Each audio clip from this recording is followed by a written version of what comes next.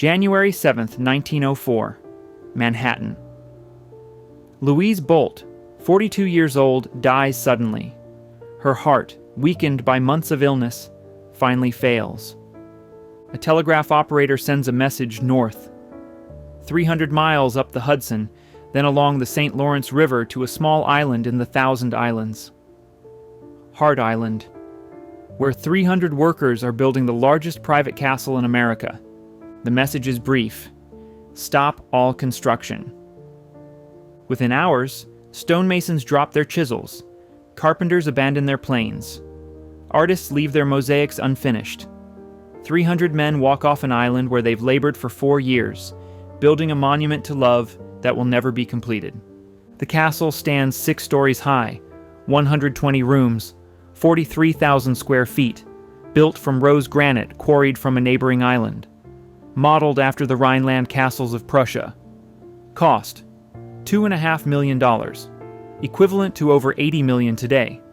It was supposed to be a Valentine's Day gift, from a man who started as a dishwasher to the woman who built an empire beside him, from George Bolt to his wife Louise. George Bolt never set foot on that island again. Before we start, please like and subscribe. This is how I can continue to make these stories. Also, give a comment if you have any insights. I always love hearing from you. Let's go back to where it started. Not on an island, but in the kitchens of New York City, where a 13-year-old immigrant began washing dishes. From busboy to king. 1864. New York Harbor. A 13-year-old boy steps off a ship from Prussia with nothing. George Carl Bolt. Born April 25, 1851, on the island of Rügen in the Baltic Sea, a place of castles and summer resorts where wealthy Berliners vacationed. The boy grew up watching how the wealthy lived, how hotels functioned, how service created luxury. Now he was alone in America. No family, no money, no English. He found work at a small hotel near the docks. Busboy. The lowest position, clearing tables, washing dishes, scrubbing pots, carrying garbage. He was paid almost nothing and slept in a basement room. But he watched. He learned. He understood something most busboys never grasped. The hotel business wasn't about buildings or food. It was about making people feel important. By his early 20s, Bolt had worked his way up to kitchen management. Still grueling work. Still low pay. He tried leaving New York once, heading to Texas to seek better opportunities. It failed. He returned to New York poorer than when he'd left, taking another kitchen job. Then, at age 25, he received an offer that changed everything. William Carrer, steward of the Philadelphia Club, needed someone to manage the club's dining room. The Philadelphia Club wasn't just any gentleman's club, it was the oldest and most exclusive in America, founded in 1734.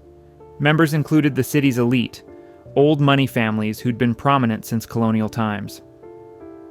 Bolt took the position. He moved to Philadelphia in 1876. At the Philadelphia Club, he learned how real wealth operated, not nouveau riche showiness, quiet, confident exclusivity. Members expected perfection without ostentation, service that anticipated needs before they were spoken. Discretion absolute. Bolt excelled. But more importantly, he met someone, Louise Augusta Carrer, William Carrer's daughter, born in 1860 in Philadelphia. She'd grown up in the hospitality world, watching her father manage the club.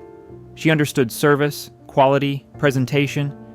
She was around 15 when they met. He was 26. They courted properly with her father's approval. They married June 14, 1877. She was 17. He was 26. What made this marriage remarkable was its nature as a true partnership. Louise wasn't a wealthy heiress bringing money. Her father was respectable but not rich, a club steward, not a club member. And Bolt, despite his skill, was still a hired manager. They would build their fortune together. Within 4 years, they'd saved enough to take a risk.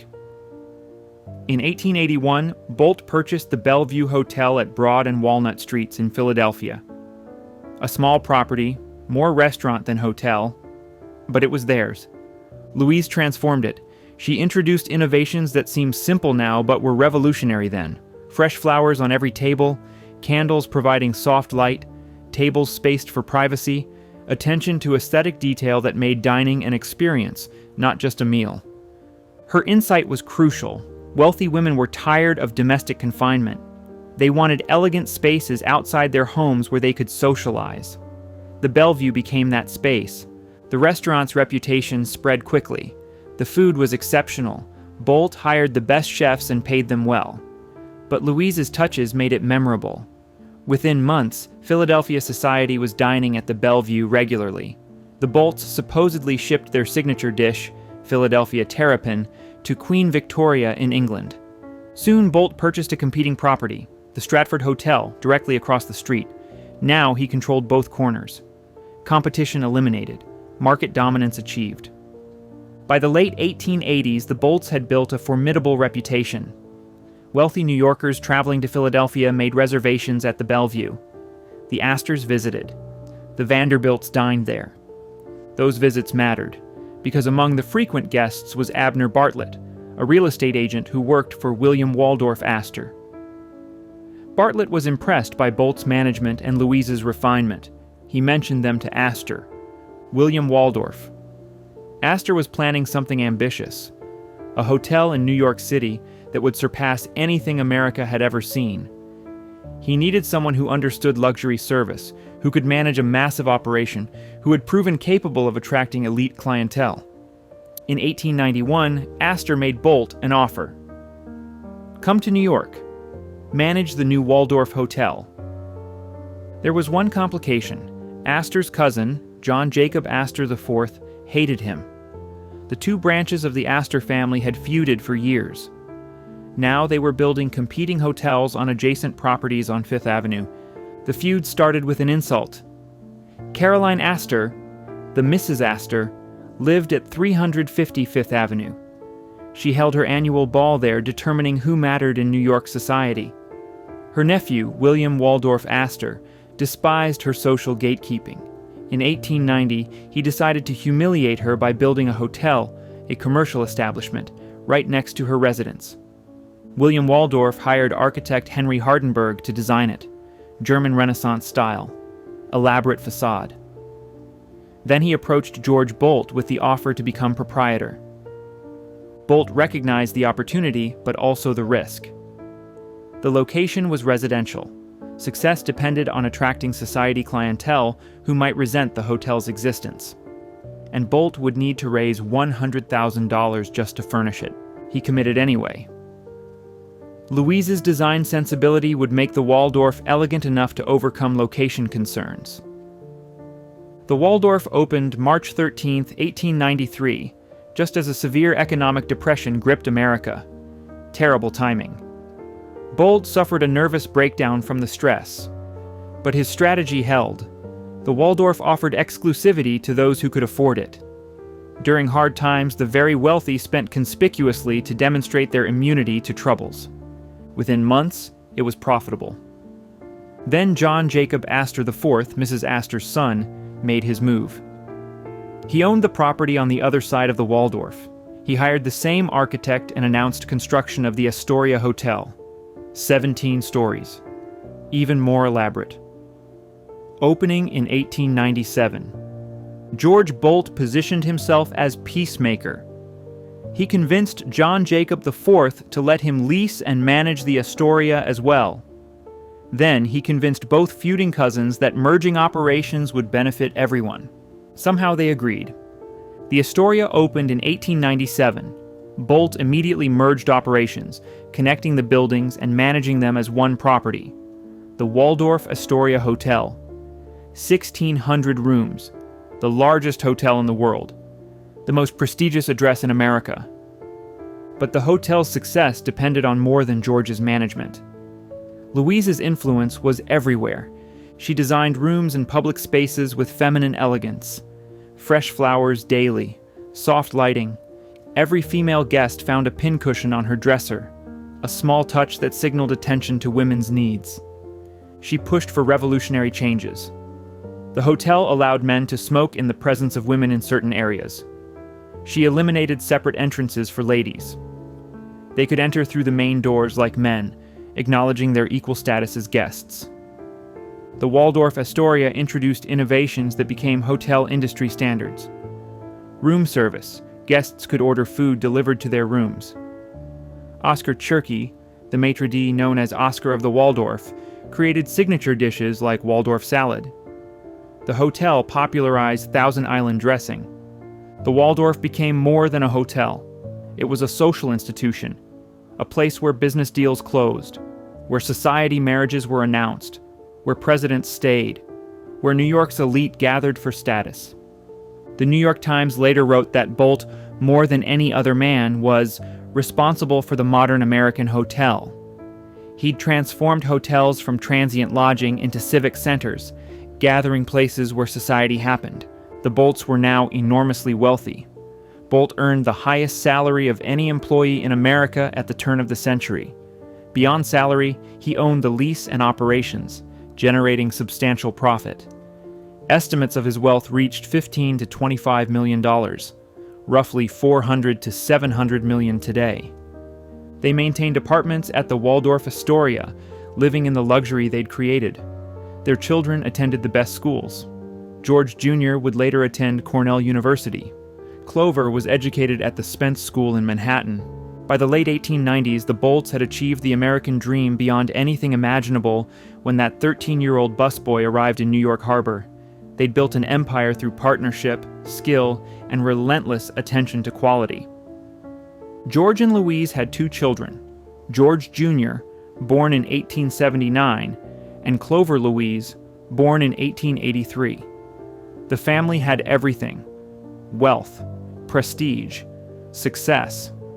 But George remembered something from his Prussian childhood: the castles along the rivers, the summer retreats where wealthy families escaped city heat, the islands and lakes where life slowed to a gentler pace. He and Louise needed that. A place away from the Waldorf's constant demands, somewhere private, peaceful, where they could just be a family. In summer of 1895, they took a vacation north, to a region they'd heard described as America's most beautiful summer destination, a place called the Thousand Islands, discovering paradise. Summer of 1895. The Bolts boarded a train heading north from New York City. Destination: the Thousand Islands region of the St. Lawrence River, along the New York-Canada border. This was their first visit. They'd heard about the area from wealthy guests at the Waldorf Astoria who summered there. The region had become fashionable among Gilded Age elite, a place where millionaires built elaborate summer cottages on private islands. The St. Lawrence River, connecting Lake Ontario to the Atlantic Ocean, contained over 1,800 islands in a 60-mile stretch. Some were large enough for estates, others barely held a single tree. Together they created a landscape of extraordinary beauty: blue water, green islands, dramatic rock formations. Wealthy families from New York, Philadelphia, and Boston had been building summer homes there since the 1870s. Unlike Newport, which was formal and competitive, the Thousand Islands offered privacy and natural beauty. Each family had their own island. No need for social performance, just water, boating, fishing, and summer ease. The Bolts fell in love with the region immediately. They stayed at one of the Grand Hotels. The region had several large properties catering to wealthy summer visitors. But George, accustomed to running hotels, found more appeal in the idea of private ownership: an island, a summer home, space for the children to play freely. They began exploring available properties. Most islands were already owned, but occasionally estates came on the market. They looked at several.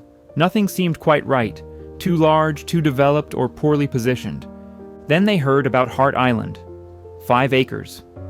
Well situated near Alexandria Bay, a small village that served as the region's social center. The island had an existing cottage built by its previous owner, Congressman E. Kirke Hart. The property's ownership was complicated. Hart had died in 1893. His estate sold the island to Edward Wallace Dewey for $10,000 on July 5, 1895. Just 11 days later, on July 16th, Louise Bolt purchased the island from Dewey. The transaction was recorded as $1. Whether this was the actual price, a favor or deal between acquaintances, or simply a nominal figure for legal purposes, remains unclear. Regardless, The Bolts now owned their first island. George made an immediate change. The island was called Hart Island, named after its former owner. He changed the spelling to Hart Island. The symbolism was deliberate. This would be a place of love, family, affection, not just a summer property, but a home built around what mattered most. He went further. The island's shoreline wasn't naturally heart-shaped. George had workers physically reshape it, moving earth, placing stones, altering the contours until, viewed from above, the island resembled a Valentine heart. A massive undertaking for symbolic purposes, but George was a man who appreciated grand gestures. The Bolts spent the next few summers at Hart Island, using and expanding the existing cottage. They fell deeper in love with the Thousand Islands every season. The region was everything New York and Philadelphia were not. Quiet, natural, unhurried. George began acquiring more property. By the late 1890s, he'd accumulated approximately 3,000 acres in the region, mostly on nearby Wellesley Island. He developed Wellesley Island extensively, building an airfield, an 18-hole golf course, a polo field, stables, tennis courts, and several cottages that he rented to friends and business associates. Wellesley Island became a sort of private resort estate. The Bolts maintained a working farm there. George enjoyed the gentleman farmer role, overseeing operations, hosting friends, playing polo. It was as far from the Waldorf Astoria's intensity as imaginable, but Hart Island remained special. It was smaller, more intimate, a place just for family. The children loved it. George Jr. and Clover spent summers there, boating and swimming and exploring neighboring islands. Louise particularly cherished Hart Island. She'd worked alongside George for 2 decades, building hotels for other people. The Bellevue, the Waldorf Astoria, always serving guests, creating luxury for others. Hart Island was theirs. Private. Personal. By 1899, the existing cottage was feeling cramped. The family had outgrown it. George began thinking about expansion.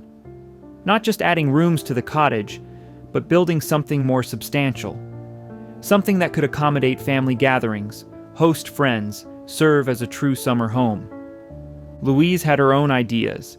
She decorated countless hotel rooms, designed public spaces, created elegant environments professionally.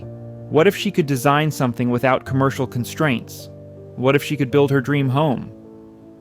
George listened, and then he conceived a gesture that matched his romantic streak.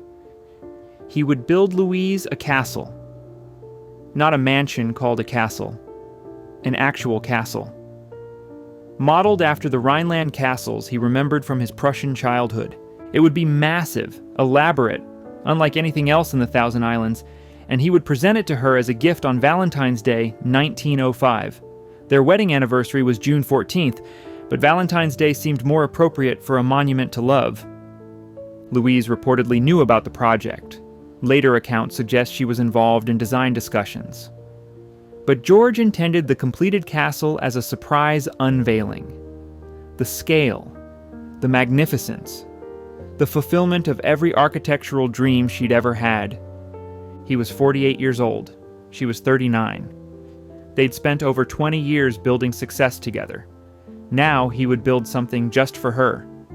In late 1899, George commissioned the Philadelphia architectural firm of G.W. and W.D. Hewitt, the same architects who would later design his massive Bellevue Stratford Hotel in Philadelphia.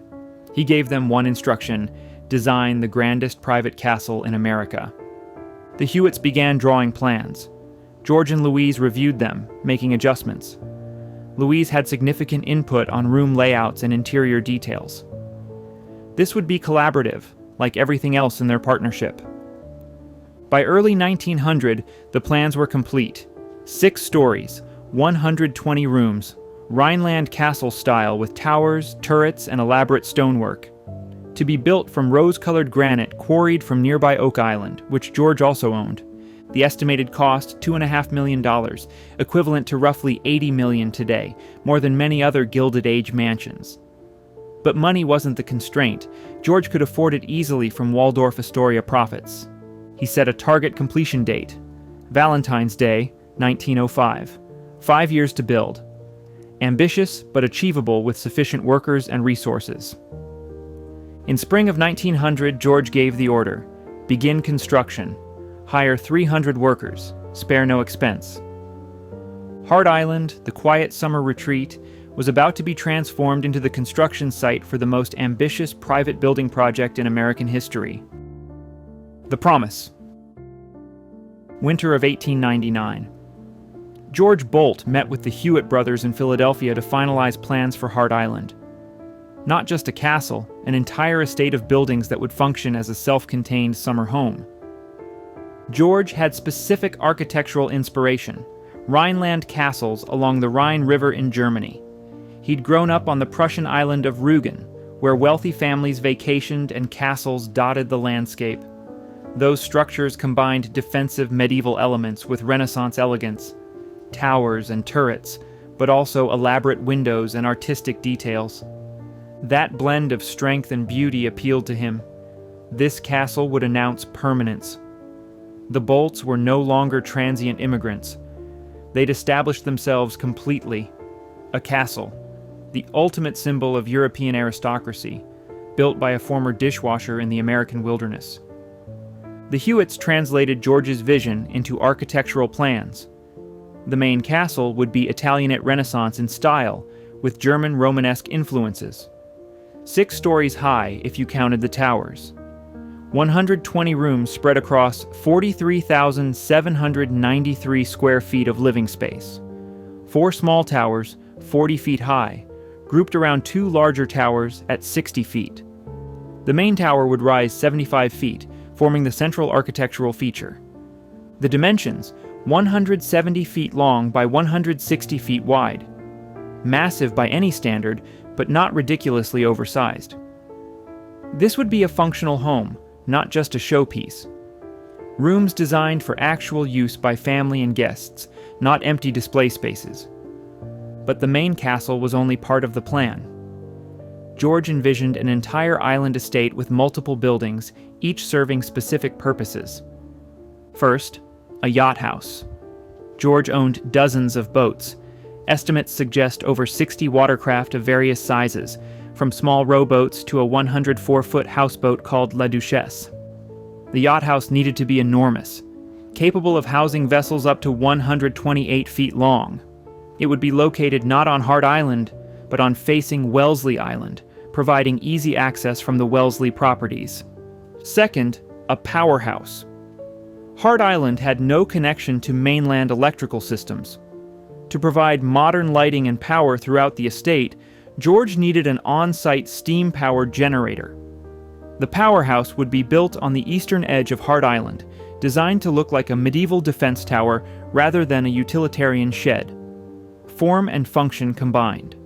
Third, an Ulster Tower. This structure would be a playhouse, or more accurately, a guest house and entertainment space. Named after the Ulster River in Germany, it would be modeled after 16th century German defense towers. But inside, a bowling alley, billiard room, library, bedrooms, kitchen, and a ballroom called the Shell Room for Dancing.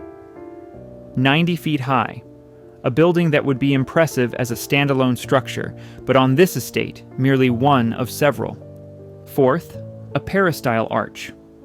The main entrance to Hart Island would be through an elaborate stone archway at the water's edge, with a drawbridge that could be raised and lowered. Guests arriving by boat would pass through this gateway, immediately understanding they were entering something extraordinary. Beyond the buildings, Louise had plans for extensive landscaping: Italian gardens with fountain pools, a swan pond, gazebos and terraces, marble statues imported from Europe, walking paths through carefully maintained grounds, trees and flowers arranged for maximum beauty. The total budget, $2.5 million for construction, with additional costs for furnishings, art, and landscaping. When complete, the project might reach $3 million. Adjusted for inflation, roughly $80 to $100 million in modern terms. George could afford it. His Waldorf Astoria lease generated enormous profit. He was simultaneously planning another massive project, rebuilding the Stratford Hotel in Philadelphia as the Bellevue Stratford, which would cost $8 million. He could finance both projects from current income, but this project was different from the Bellevue Stratford. That was business. This was personal. A gift. A monument. A statement of what their partnership had achieved and how much Louise meant to him. The target completion date was Valentine's Day, 1905. The Bolts had married June 14, 1877, but Valentine's Day seemed more appropriate for this gesture. George reportedly planned to unveil the completed castle on that date, presenting it to Louise as the ultimate romantic gift. Whether Louise actually didn't know about the project, as romantic versions of the story suggest, is questionable. She was intimately involved in design discussions. She had strong opinions about room layouts and decorative elements. The castle wasn't a complete surprise, but the scale of George's commitment, the grandeur of the finished product, that would be the revelation. Work would proceed during warm months only. The St. Lawrence River froze in winter, making it difficult to transport materials and workers to the island. Construction would run roughly April through October each year. 5 years gave them 5 construction seasons. Tight schedule, but achievable with proper organization and sufficient labor. George hired an army. 300 workers at peak construction. Stonemasons, carpenters, artists, craftsmen, laborers. They'd live on the island during construction season, working 6 days a week from dawn to dusk. The first step was preparing the site. The existing cottage on Hart Island needed to be moved. In winter of 1899 to 1900, when ice covered the St. Lawrence, workers disassembled the 30-room structure and transported it across the frozen river to Wellesley Island. There it was reassembled and became the Thousand Islands Country Club clubhouse. Years later, it would become the Hart House Inn. With the island cleared, construction could begin. Spring of 1900 arrived. Workers established camps on Hart Island. Materials began arriving: granite, lumber, steel, tools, equipment. The scale of mobilization was extraordinary. Hart Island, quiet summer retreat, became an industrial site. George purchased Oak Island specifically to quarry granite for the project. The rose-gray stone found there would be perfect for the castle's exterior. Distinctive color, durable material, locally sourced. Quarry workers cut massive blocks and transported them to Hart Island by barge. The foundation work began. Unlike mainland construction, everything on an island requires additional planning. No easy material delivery, no running to suppliers for forgotten items. Everything must be anticipated and brought by boat. But George Bolt was an expert at logistics. Running the Waldorf Astoria required coordinating thousands of details daily: staffing, supplies, guest needs, maintenance. He applied that organizational skill to Hart Island. Workers had everything they needed. The project moved forward efficiently. By summer of 1900, the first outbuildings were under construction. The yacht house on Wellesley Island rose quickly. A massive steel-framed structure over 50 feet high, 160 feet long, and 115 feet wide. 3 large boat bays, designed to be expanded to 4. The powerhouse foundation was laid on Hart Island's eastern edge. The Ulster Tower began rising on the southern shore. The peristyle arch took shape at the water's edge. The Bolts watched from their temporary residence on Wellesley Island. They'd come north each summer to check progress. Louise walked through partially completed structures, envisioning finished rooms. George consulted with the Hewitts and construction supervisors, adjusting details. The children, George Jr. and Clover, were teenagers by this point. They explored the construction site when workers weren't present, climbing partially built towers and imagining what the finished estate would be like. By late 1900, after the first construction season, substantial progress was evident. The yacht house was nearly complete. The powerhouse and Ulster Tower were well underway. The peristyle arch stood impressively at the island's edge, and on the cleared center of Hart Island, the main castle's foundation was being laid. Massive stone blocks placed precisely. Steel framing beginning to rise. The outline of George's vision becoming visible. 4 more construction seasons remained. 4 more summers of 300 workers transforming Hart Island. 4 more years until Valentine's Day, 1905, when George would present Louise with a completed castle. Everything was proceeding according to plan. The budget was holding. The timeline seemed achievable. The quality exceeded expectations. In 4 years, Hart Island would be the crown jewel of the Thousand Islands. The Bolts would have their dream home. The monument to their partnership would stand for generations. 4 years, just 4 more years. The island transformed. Summer of 1900. Hart Island had become a small industrial city. 300 workers lived in temporary barracks during construction season. They worked 6 days per week, taking Sundays off. Dawn to dusk, from April when the ice melted through October when it began forming again. Maximizing every available day before winter shut down the operation. The logistical challenge was immense. Every tool, every stone, every board had to come by boat. George established a complex supply system, barges running constantly from the mainland and from Oak Island where granite was quarried. A small fleet dedicated entirely to keeping Hart Island construction supplied. The first buildings to be completed were the support structures. The castle itself would take years, but the outbuildings could be finished faster, providing some immediate utility and demonstrating progress. The yacht house on Wellesley Island was substantially finished by fall of 1900. Enormous. The statistics were remarkable. Over 50 feet high, 160 feet long, 115 feet broad. Steel truss framework supporting the structure, advanced engineering for the era. 3 massive boat bays originally, designed to hold George's fleet of approximately 70 watercraft. Inside, the yacht house was as elegant as any Manhattan building. Wooden interior finished beautifully. Storage for boats, but also space for maintenance and repair. This wasn't just a garage for watercraft. It was a facility where boats could be cared for properly. Later, a 4th bay would be added specifically to accommodate La Duchesse, the 104-foot houseboat. The yacht house cost reportedly $50,000 to build. In modern terms, roughly $1.5 million for a boat storage facility. It demonstrated how money was no obstacle on this project. On Hart Island itself, the powerhouse rose on the eastern edge, designed to look like a medieval tower, round, stone, defensible in appearance, but functionally modern. Inside would be a steam-powered generator providing electricity to the entire estate, electric lights throughout the castle and grounds, modern power in a medieval aesthetic package. Contemporary accounts estimated the powerhouse cost $40,000. Again, expense was irrelevant. What mattered was that it worked perfectly and looked beautiful. The peristyle arch at the water's edge took dramatic shape. This would be the main entrance to Hart Island for guests arriving by boat. 2 stone columns supporting an arch, with space between them for a drawbridge. The bridge could be raised and lowered, allowing boats to pass through to an inner dock area. The arch was pure theater. Functionally unnecessary. Boats could dock elsewhere on the island easily, but symbolically crucial. Guests would pass through this gateway and understand they were entering something extraordinary, an estate with its own fortified entrance, a private kingdom. The arch reportedly cost $25,000, $750,000 today for an entrance gate.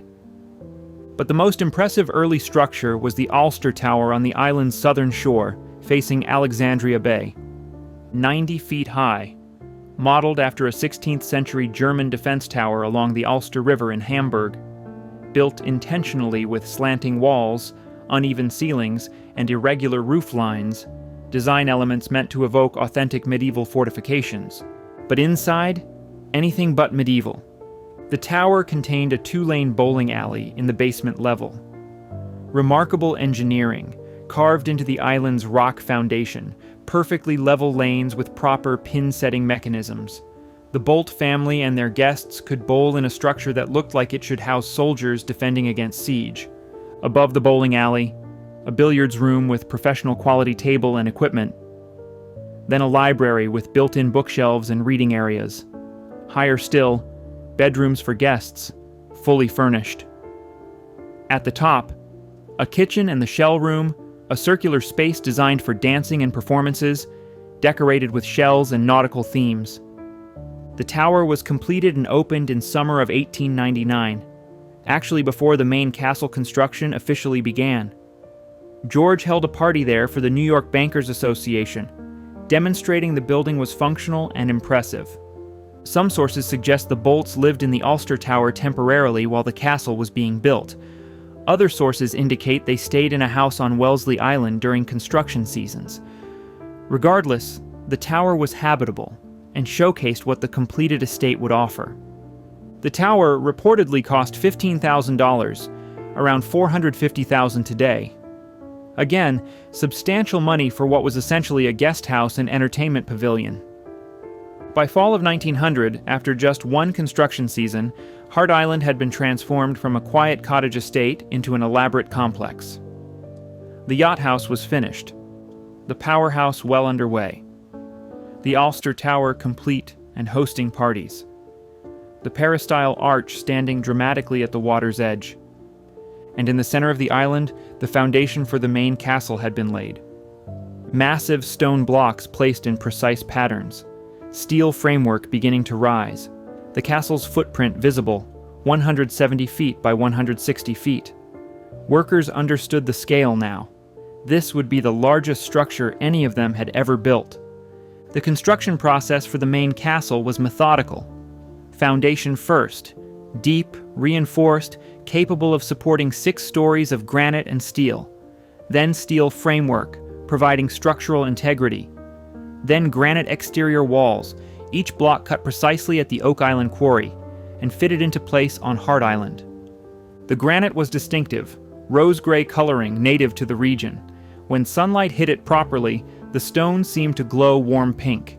Beautiful material and practical, extremely durable, able to withstand the harsh winters when ice and wind battered the islands. Stonemasons worked with extraordinary precision. Each block had to fit perfectly with its neighbors.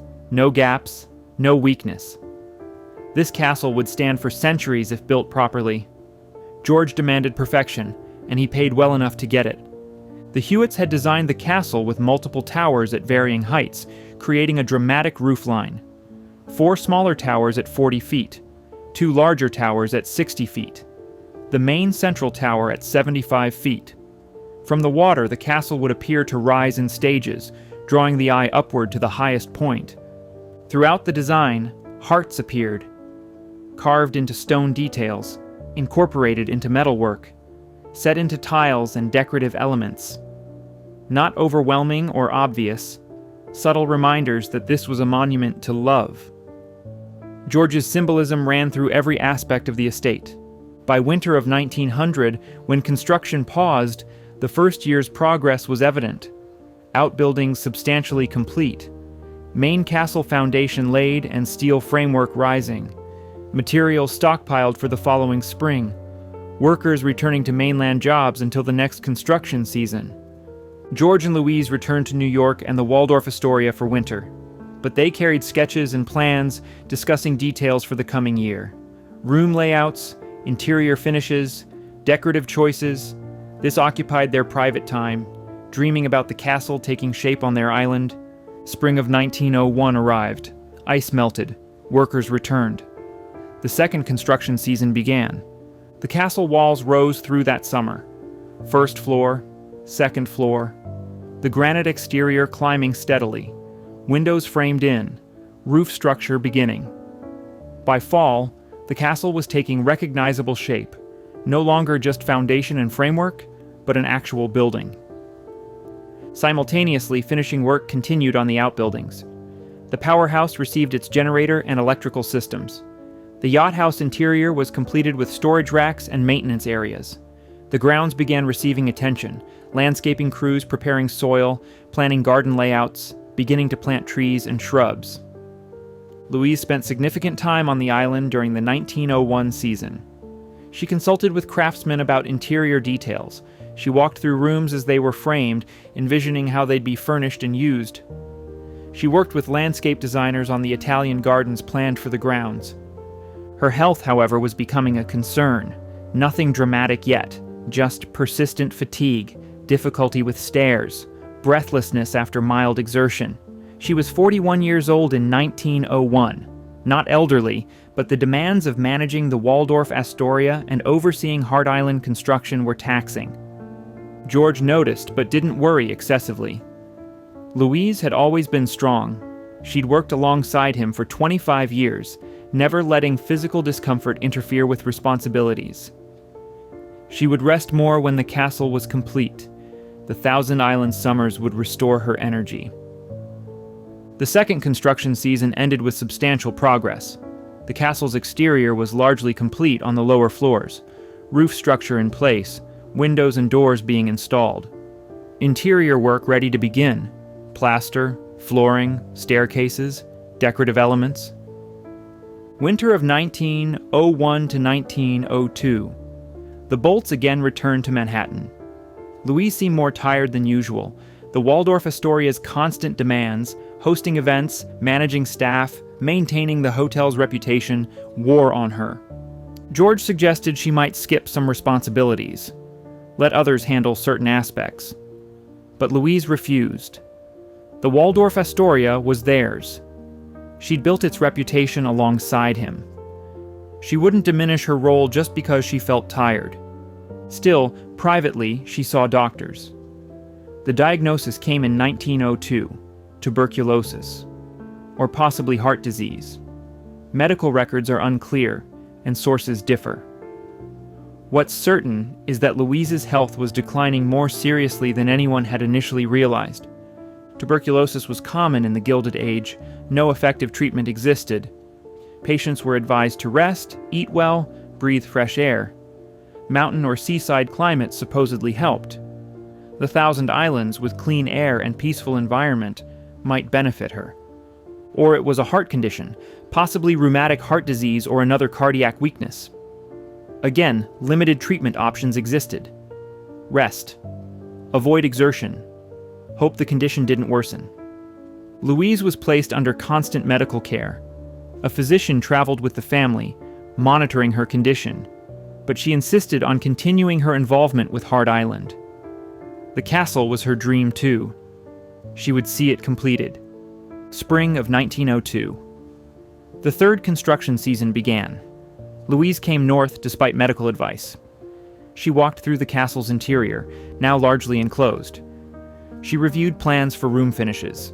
She selected tiles, approved wallpaper designs, chose lighting fixtures. But she couldn't climb stairs easily anymore. Workers built temporary ramps so she could access upper floors. She sat frequently, needing to rest. George watched her with increasing concern. The construction schedule was still on track. 2 more seasons after 1902, 1903, and 1904 would bring them to the Valentine's Day, 1905 unveiling. The castle would be completed. Louise would recover in the peaceful environment they'd created. That was the plan, the hope, the promise George had made when he started this project.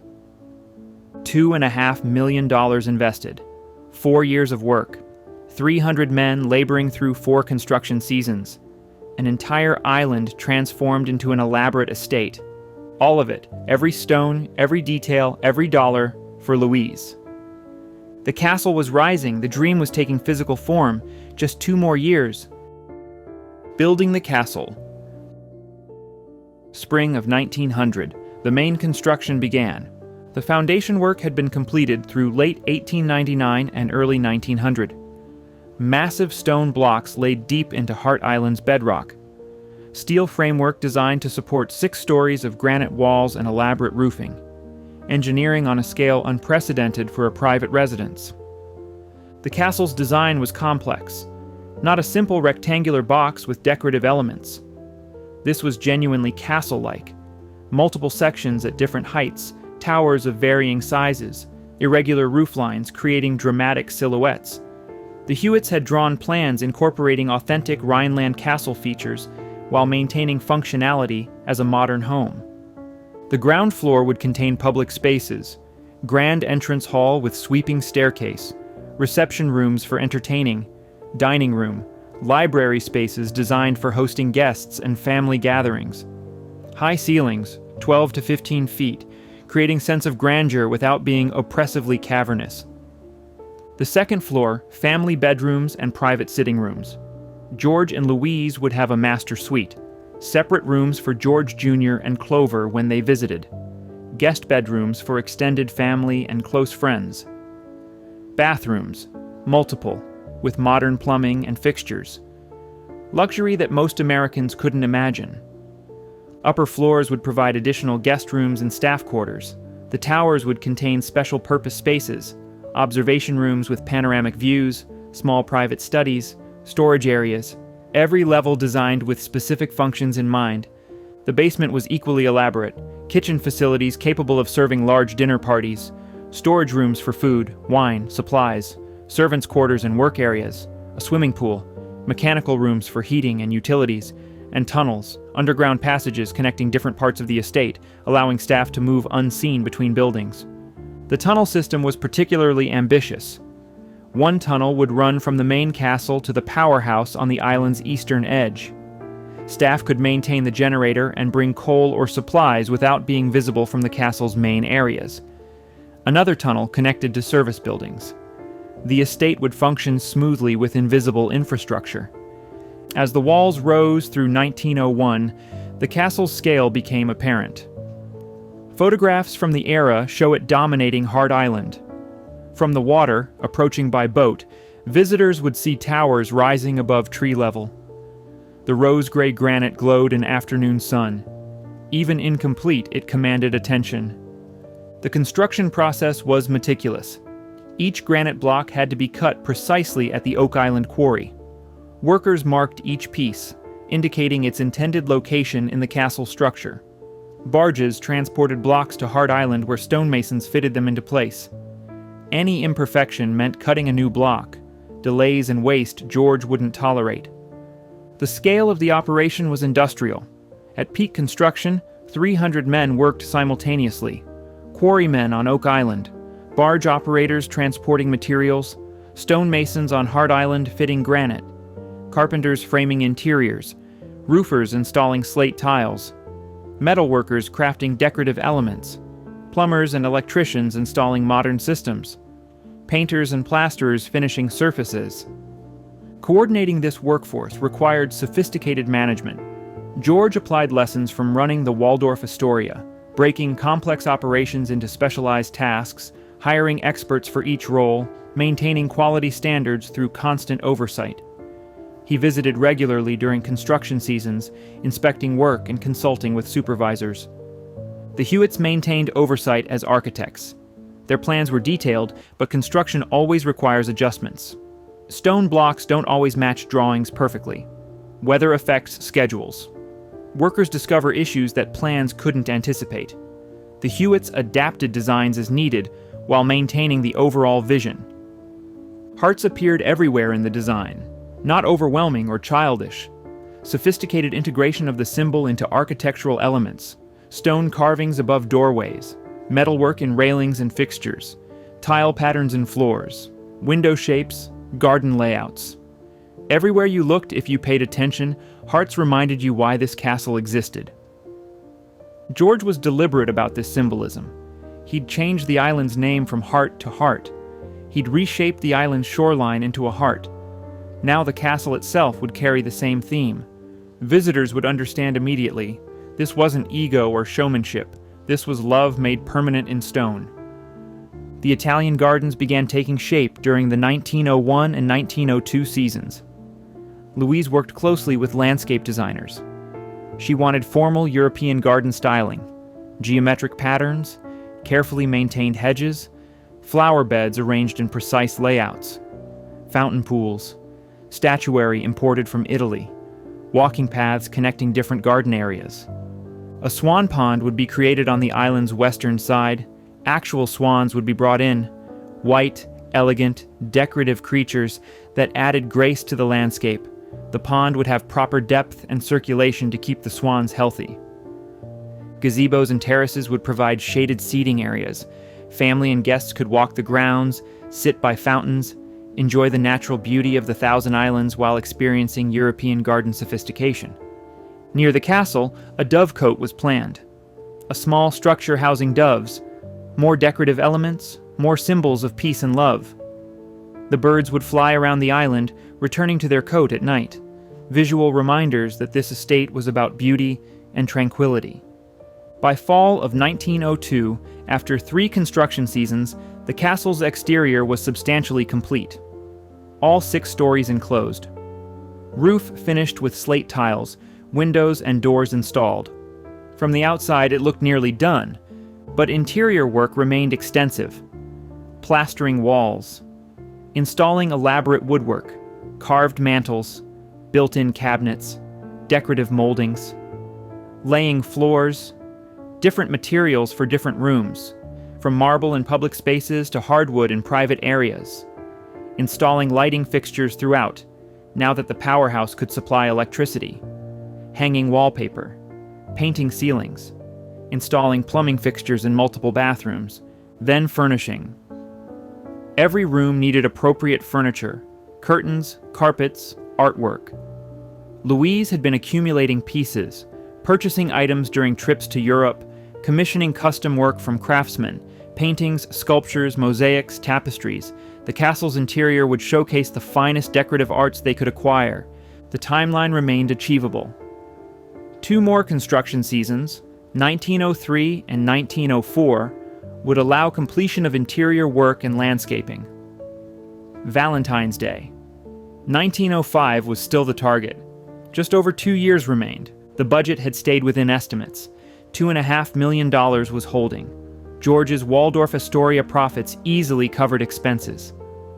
The Bellevue Stratford Hotel in Philadelphia was also under construction simultaneously, an $8 million project, and that was proceeding on budget too. George was managing both massive construction projects without financial strain. But Louise's health was worsening. The tuberculosis diagnosis in 1902 had been serious but not immediately life-threatening. Doctors had advised rest, good air, reduced stress. The Thousand Islands environment should help. But by 1903, Louise was noticeably weaker. She tired easily. Walking through the castle required frequent breaks. She couldn't participate in construction oversight as actively as she wanted. George hired staff to handle details she would normally manage herself.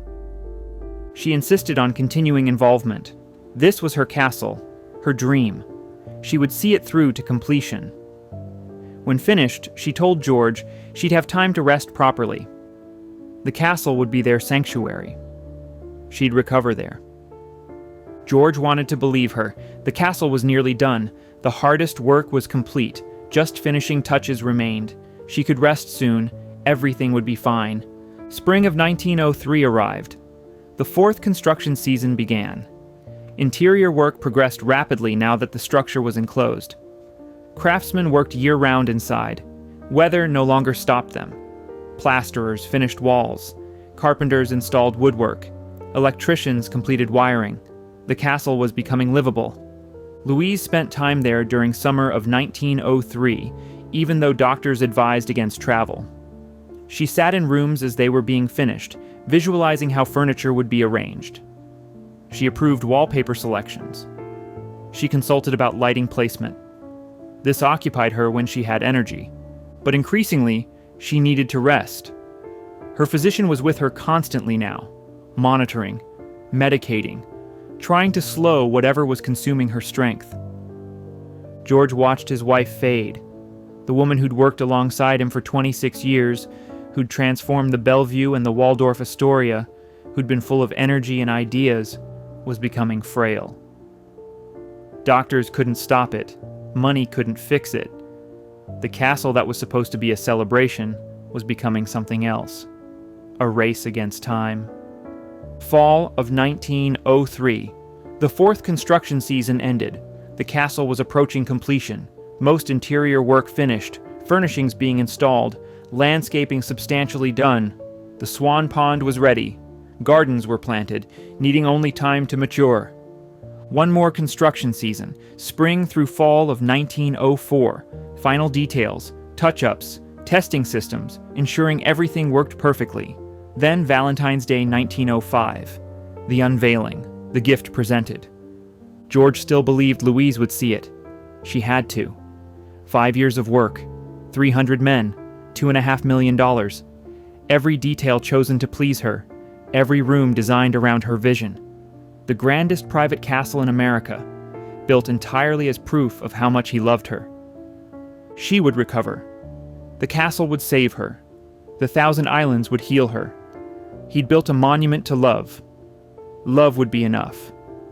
Winter of 1903 to 1904. George and Louise returned to Manhattan, the Waldorf Astoria. Her condition continued declining despite constant medical care. Spring of 1904 arrived. The final construction season began. Workers returned to Hart Island. The schedule showed Valentine's Day, 1905, as completion date. 10 months away. Just 10 more months. Louise stayed in Manhattan, too weak to travel north, too ill to see the castle she'd helped design. George received reports from Hart Island. Work proceeding on schedule. Everything coming together beautifully. The castle would be ready. She just needed to hold on. Summer of 1904. Louise remained in New York, bedridden now, physicians constantly attending, George at her side when Waldorf Astoria duties allowed, their children visiting, everyone hoping, praying, waiting for improvement that wasn't coming.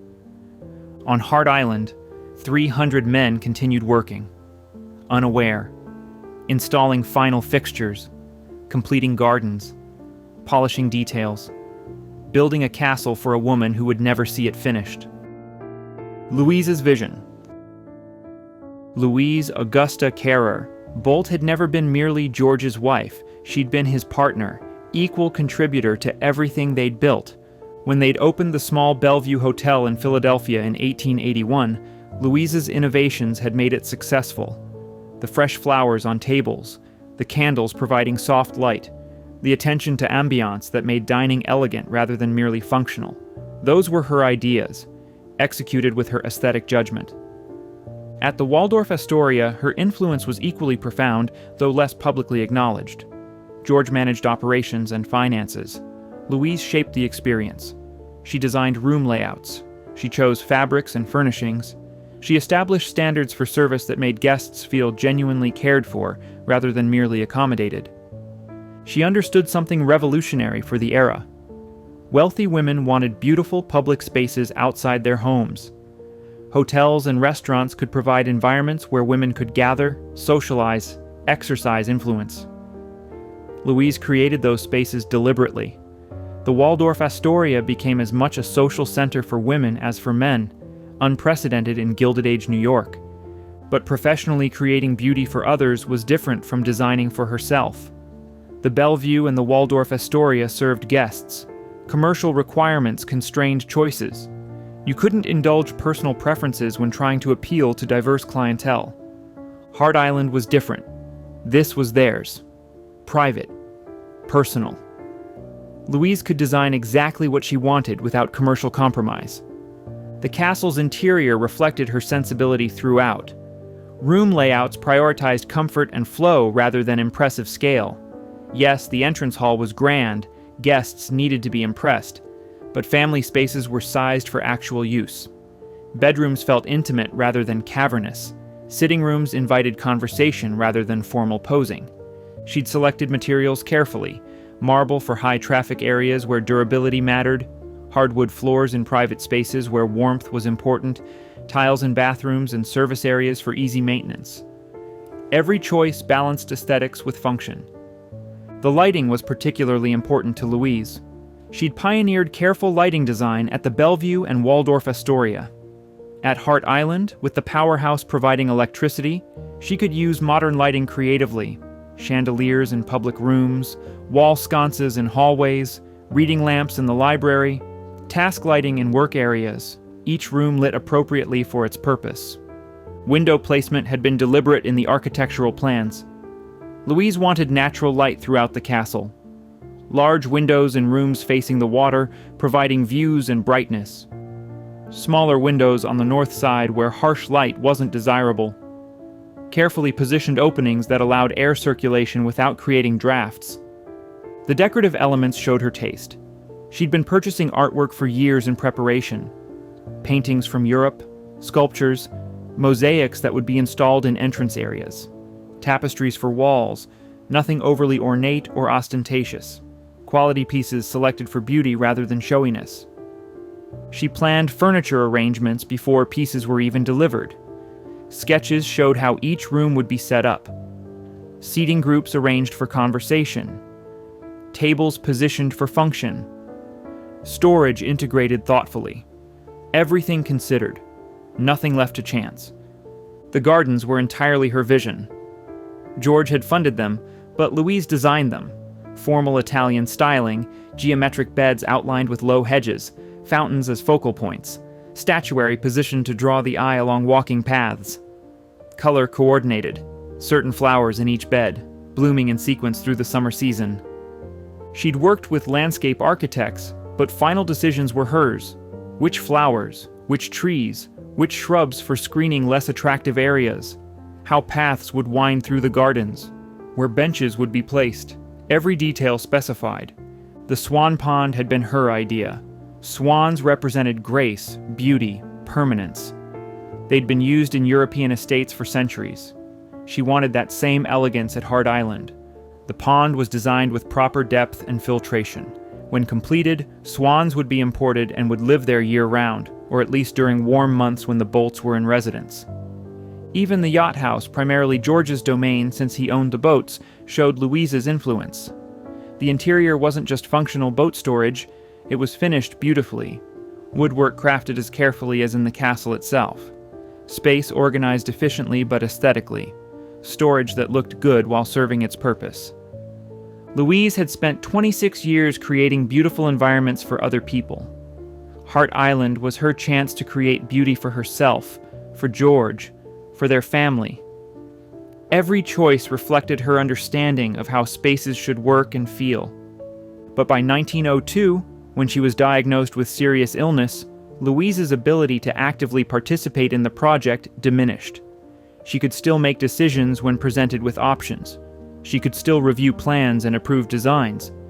But she couldn't walk the island extensively. She couldn't climb stairs to inspect upper-floor rooms. Her energy was failing. The nature of her illness remained somewhat unclear even in contemporary accounts. Some sources suggest tuberculosis, a common diagnosis in the era, essentially a death sentence given the lack of effective treatment. Other sources indicate heart disease, possibly rheumatic fever damage from childhood, or progressive heart failure. Medical terminology and diagnostic accuracy in 1900 were limited. Doctors could observe symptoms, fatigue, breathlessness, weakness, but determining precise causes was difficult. Whatever the specific condition, Louise was dying.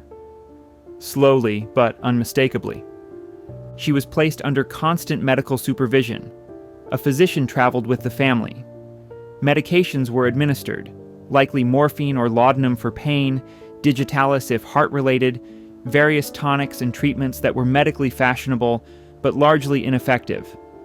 Rest was prescribed, good air, reduced stress, the usual recommendations for conditions doctors couldn't actually treat. The Thousand Islands were supposed to help. Fresh air, peaceful environment, less demanding than New York's intensity. Louise spent time at Hart Island during the 1902 and 1903 construction seasons, though increasingly limited in what she could do. She sat in partially completed rooms, visualizing how they'd look finished. She approved wallpaper from samples brought to her rather than walking through rooms to evaluate in place. She made decisions about furnishings from catalogs and sketches rather than shopping directly. The project continued, but her participation shifted from active to consultative. George watched helplessly. Money couldn't solve this. Hiring more doctors didn't help. The best medical care available in 1900 was inadequate against whatever was killing Louise. All he could do was ensure her comfort and hope she'd survive to see the castle completed. The castle that was supposed to be a gift celebrating their partnership was becoming a desperate attempt to give her something to live for. If she could just hold on until Valentine's Day, 1905, just 16 more months from summer of 1903, if she could see the finished castle, walk through completed rooms, experience the estate in its full glory, maybe that would somehow help. It was irrational. George knew that intellectually. A building wouldn't cure disease. Beauty wouldn't restore failing health. But emotionally, he clung to the hope that this monument he was building might somehow save her. The yacht house stood ready on Wellesley Island, over 50 feet high, 160 feet long. 3 massive boat bays, soon to be 4, capable of holding George's entire fleet of approximately 70 watercraft. The structure was magnificent. Louise had approved the final designs and interior finishes. She'd seen it under construction, but she'd never be able to visit it regularly, use it as intended, enjoy summer days boating from that facility. La Duchesse, the 104-foot houseboat, waited for its custom bay. George had purchased the vessel with plans for long cruises through the Thousand Islands with Louise. They'd host friends on the houseboat, explore the river in comfort and style, but Louise couldn't manage that anymore. The boat represented dreams that were dying with her health. The Ulster Tower stood completed, 90 feet of medieval-inspired architecture hiding modern amenities. The bowling alley, the billiard room, the shell room for dancing. Louise had attended the New York Bankers Association party there in 1899 when the tower first opened. She'd danced in that circular room, but she wouldn't dance again. She was too weak now for anything beyond sitting quietly. The powerhouse functioned perfectly, supplying electricity to the growing estate. Steam generator running efficiently. Modern power in a medieval tower. Louise had approved those plans too. She'd understood that the castle needed reliable electricity for lighting and convenience. She'd never experienced it fully operational. The Italian gardens were planted and maturing, geometric beds, fountain pools, walking paths, everything Louise had specified. But she couldn't walk those paths now, couldn't sit by those fountains, couldn't enjoy the gardens she'd designed. The swan pond was ready for its swans. But Louise wouldn't see them gliding across the water, wouldn't watch them from the castle windows, wouldn't experience that grace and beauty she'd planned. Every element of the Hart Island estate reflected Louise's vision, her aesthetic, her understanding of how spaces should work, her attention to detail, her insistence on quality, her desire for beauty that was sophisticated rather than showy. But she was disappearing. The woman who'd built this alongside George was fading. The partnership that had created the Bellevue and the Waldorf Astoria, and now this castle, was breaking. Not through conflict or disagreement, through the simple, brutal fact of mortality. George could build her a castle. He couldn't give her more time. January 7th. January 7th, 1904, Manhattan. Louise Augusta Carrer Bolt died at approximately midday. Age 42. 26 years married, mother of 2, builder of hotels, designer of America's most elaborate private castle. Heart failure, the death certificate stated. Whether from tuberculosis-related complications, rheumatic heart disease, or progressive cardiac weakness remains medically unclear. The result was the same. She was gone. George was with her when she died. So were the children, George Jr., 24 years old, and Clover, 20. Physicians present. Nothing more they could do. They'd kept Louise comfortable with medication, but comfort was all medicine could offer in 1904. The family had known this was coming. Louise had been bedridden for weeks, declining steadily. Still, the actual moment carried shock. The transition from living to dead, from presence to absence, from here to gone. However expected, death surprises. George's immediate action revealed his state of mind. Within hours of Louise's death, he sent a telegram to Hart Island. The message was brief: stop all construction. 300 miles north, workers on Hart Island received the telegram that afternoon or evening. Communication technology allowed rapid message delivery, but winter complicated logistics. Some workers may not have learned until the following day, but the order was absolute: stop. All construction. Immediately. Stonemasons dropped their chisels. Carpenters abandoned their saws. Painters left brushes sitting in paint cans. Electricians stopped mid-installation. Landscapers walked away from partially planted gardens. 300 men put down their tools and left the island. Not temporarily, not until spring, permanently. The castle stood approximately 90% complete.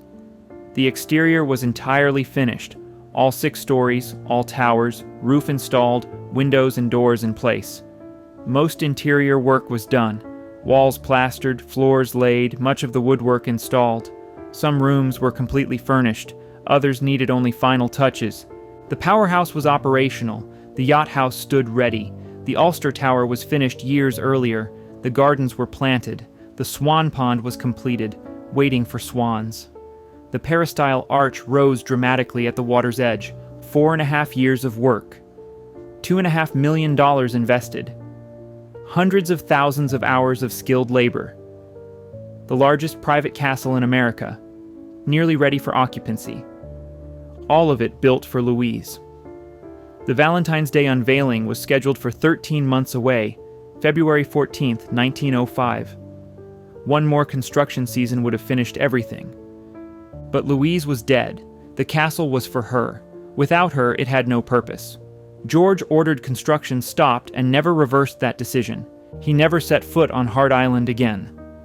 This claim appears in virtually every account of Bolt Castle, though some contemporary newspapers suggested he may have visited briefly in later years. But the consistent tradition holds that George never returned after Louise's death. Whether literally true or essentially accurate, he certainly never lived there, never finished it, never used it as intended. The telegram stopping construction has become the emotional center of the Bolt Castle story. That moment when 300 workers dropped their tools. When the dream ended abruptly. When love's monument became love's tomb. Some accounts romanticize this. George was so grief-stricken he couldn't bear to continue. The castle without Louise was meaningless. He abandoned it as a gesture of absolute devotion. Others interpret it more pragmatically. Historian Paul Malo suggests in Bolt Castle, In Search of the Lost Story, that Louise had been the primary driver of the project. George funded it and provided logistical support, but it was her vision. When she died, there was no reason to continue building something she'd wanted, but he'd merely facilitated. Another theory: costs were spiraling. The project had consumed $2.5 million with another season needed. George may have used Louise's death as justification to halt an increasingly expensive endeavor he'd been questioning financially. These interpretations aren't mutually exclusive. George was genuinely grief-stricken. That's unquestionable from contemporary accounts. Louise had been his partner for 26 years. Everything he'd built with her. Her death devastated him. But he was also practical. The castle's purpose was to please Louise. Louise was dead. Finishing it wouldn't bring her back. Spending another several $100,000 to complete a building he'd never used made no sense. Grief and pragmatism could coexist. Whatever his exact reasoning, the result was clear. Construction stopped. The castle was left as it stood on January 7th, 1904. George returned to work at the Waldorf Astoria within weeks. He had responsibilities, employees depending on him, business requiring attention. Grief couldn't stop the operation of America's most prestigious hotel. He also had the Bellevue Stratford to manage. That hotel had opened in 1904, just as Louise died. It required oversight, ensuring it established itself successfully in Philadelphia's competitive hospitality market. George threw himself into work. The alternative was contemplating the loss. Work provided purpose, distraction, structure. He'd always worked intensely. Now he worked even more. But he continued visiting the Thousand Islands each summer. Not Hart Island. That remained abandoned. But Wellesley Island, where he maintained the farms and other properties. He'd spent summers there for years. He wasn't going to abandon the entire region because of Hart Island's association with grief. George Jr. and Clover helped run the family businesses. George Jr. was attending Cornell University. His father was a trustee there, but assisted with hotel management during breaks. Clover was 20, old enough to understand business operations, though women weren't typically given formal roles. The family adjusted to Louise's absence as families do. Work continued, life proceeded. But something fundamental had broken. The partnership that had built everything was gone. Louise was buried at Woodlawn Cemetery in the Bronx.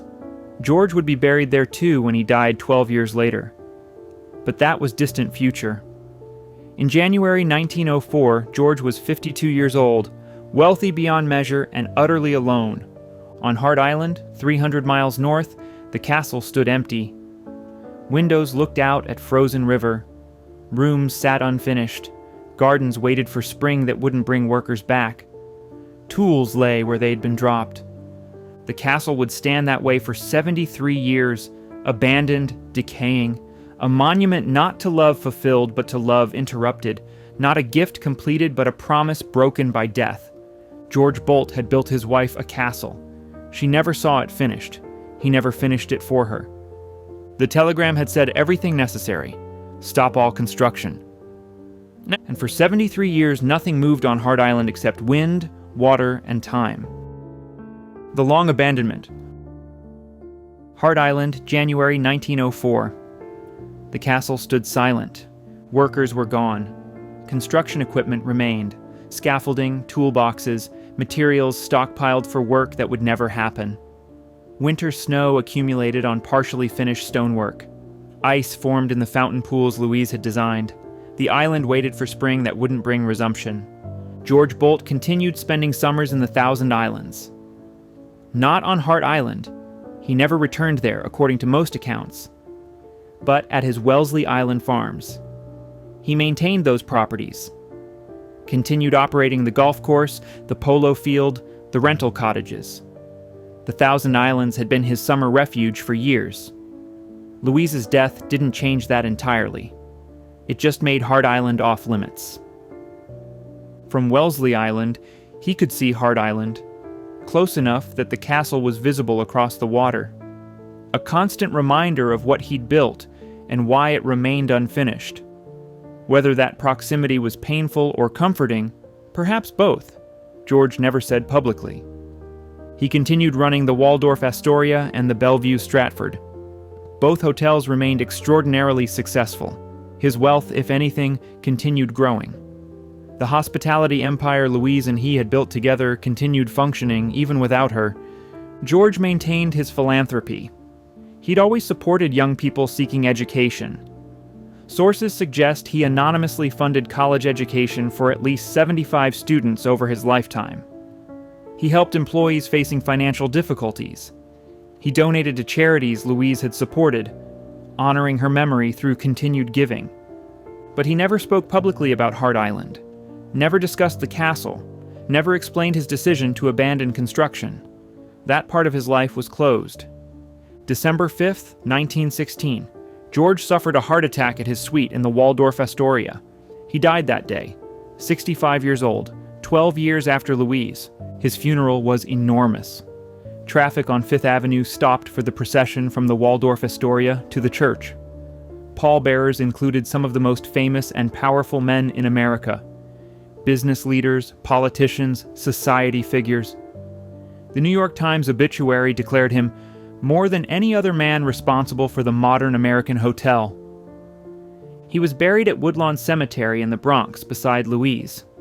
His estate was valued at approximately $15 million, roughly $400 million today. The will divided assets equally between George Jr. and Clover, with requests that they continue supporting the charities he'd funded.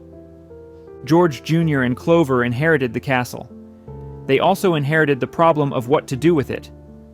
Neither wanted to complete it. The project was their parents' dream, not theirs. Finishing the castle wouldn't restore their mother. It would just consume money maintaining a property they had no intention of using. In 1918, 2 years after George's death, the siblings sold Hart Island. The buyer was Edward John Noble, a businessman from nearby Gouverneur, New York. Noble owned the Beechnut Fruit Company and had become wealthy through a shrewd investment in Lifesavers candy. He was building business interests in the Thousand Islands region and saw opportunity in acquiring the famous castle. Noble paid an undisclosed amount for Hart Island. Some sources suggest it was substantially below the construction cost, perhaps a few $100,000 for a property that had consumed $2.5 million. But the castle was incomplete, and had been abandoned for 14 years. Its value was unclear. Noble had vague plans to develop Hart Island commercially, maybe a hotel or resort, maybe a tourist attraction. The castle was already famous. Newspapers had covered its construction and abandonment extensively. People were curious about it. Perhaps that curiosity could be monetized.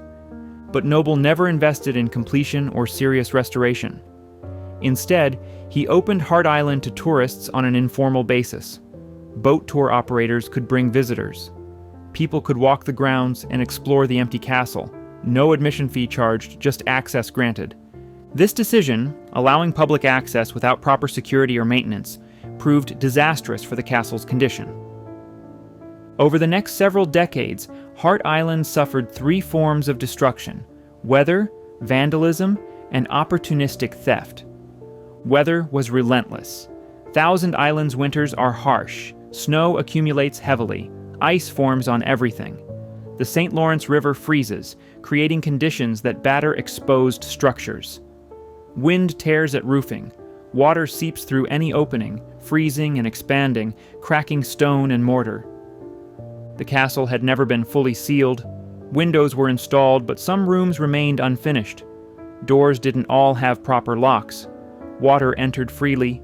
Winter after winter, ice formed inside rooms, expanding in cracks, breaking plaster, warping woodwork. Roofs developed leaks. Gutters failed. Water damage spread. The powerhouse suffered particularly. In 1939, sparks from a fireworks display ignited the wooden roof structure.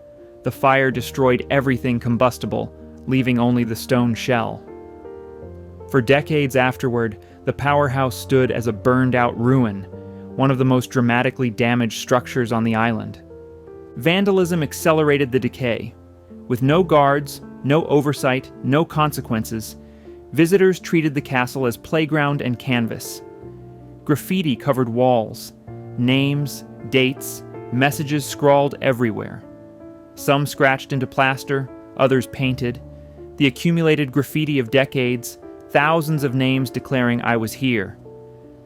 People broke windows deliberately, smashed decorative elements, knocked holes in walls. Teenagers used the castle for parties, leaving behind bottles, trash, damage. The destruction was casual, thoughtless. People damaging something because they could, because no one stopped them. Worse than vandalism was theft. Anything valuable and portable disappeared. Copper pipes and wiring were stripped out. Copper had resale value. Decorative metalwork was pried off walls and railings. Carved wooden elements were removed. Tiles were chiseled out. Light fixtures vanished. Door hardware, window fittings, any brass or bronze, stolen.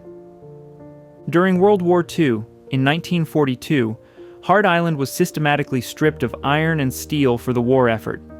The metal was supposedly needed for weapons manufacturing. Workers removed reinforcing bars, structural elements, decorative ironwork. The removal weakened parts of the structure, contributing to later collapse of certain sections. The Italian gardens Louise had designed became overgrown. Without maintenance, weeds overwhelmed flower beds. Hedges grew wild. Fountain pools cracked and filled with debris.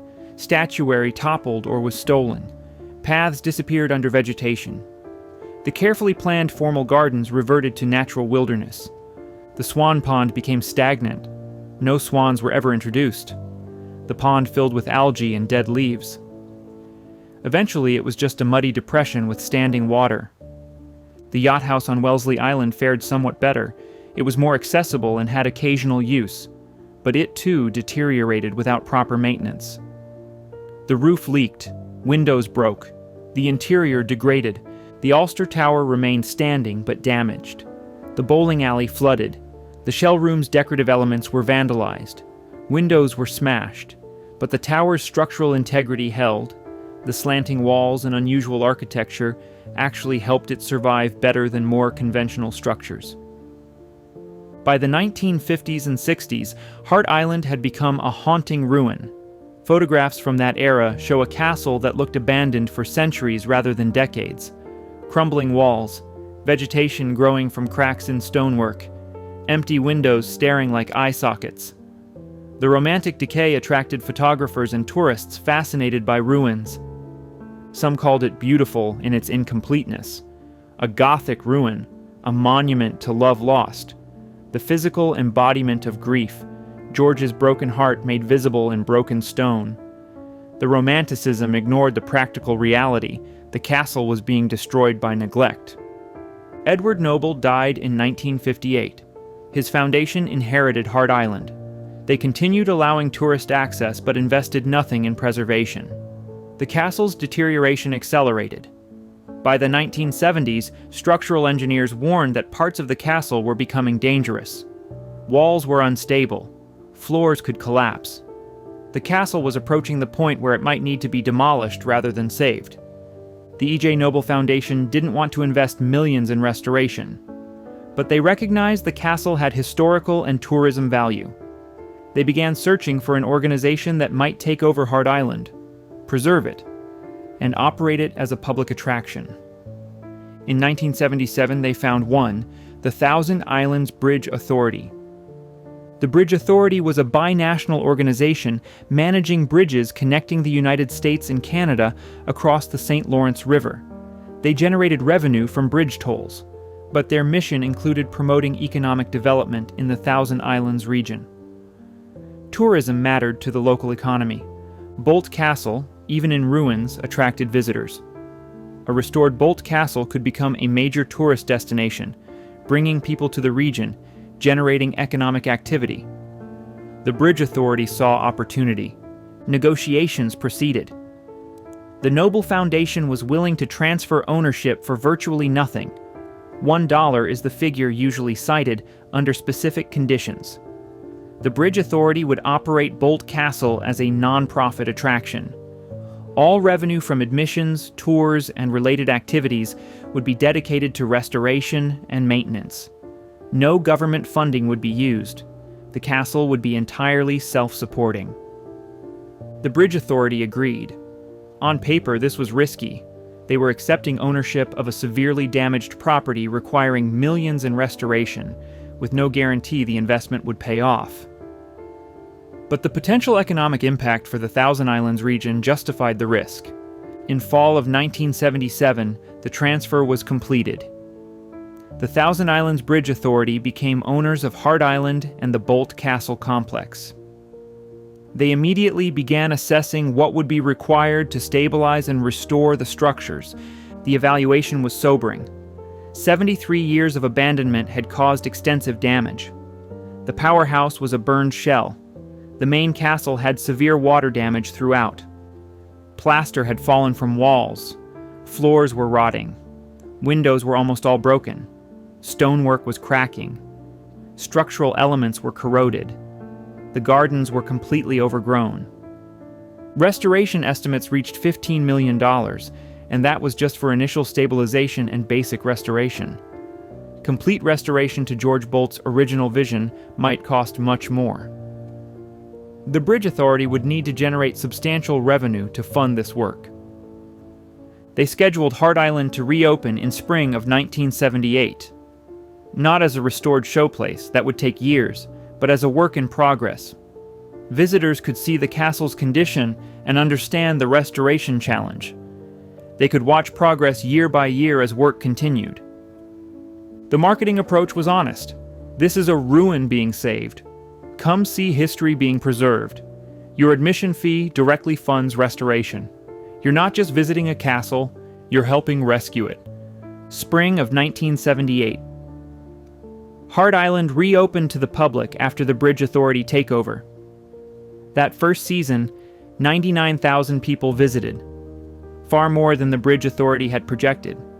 The combination of the castle's tragic story and the visible restoration work attracted enormous interest. Revenue from that first season funded immediate priorities, stabilizing structures in danger of collapse, repairing the worst roof damage, installing basic security systems, clearing the most overgrown areas. The work was visible. Visitors could see scaffolding, workers actively restoring sections, progress happening.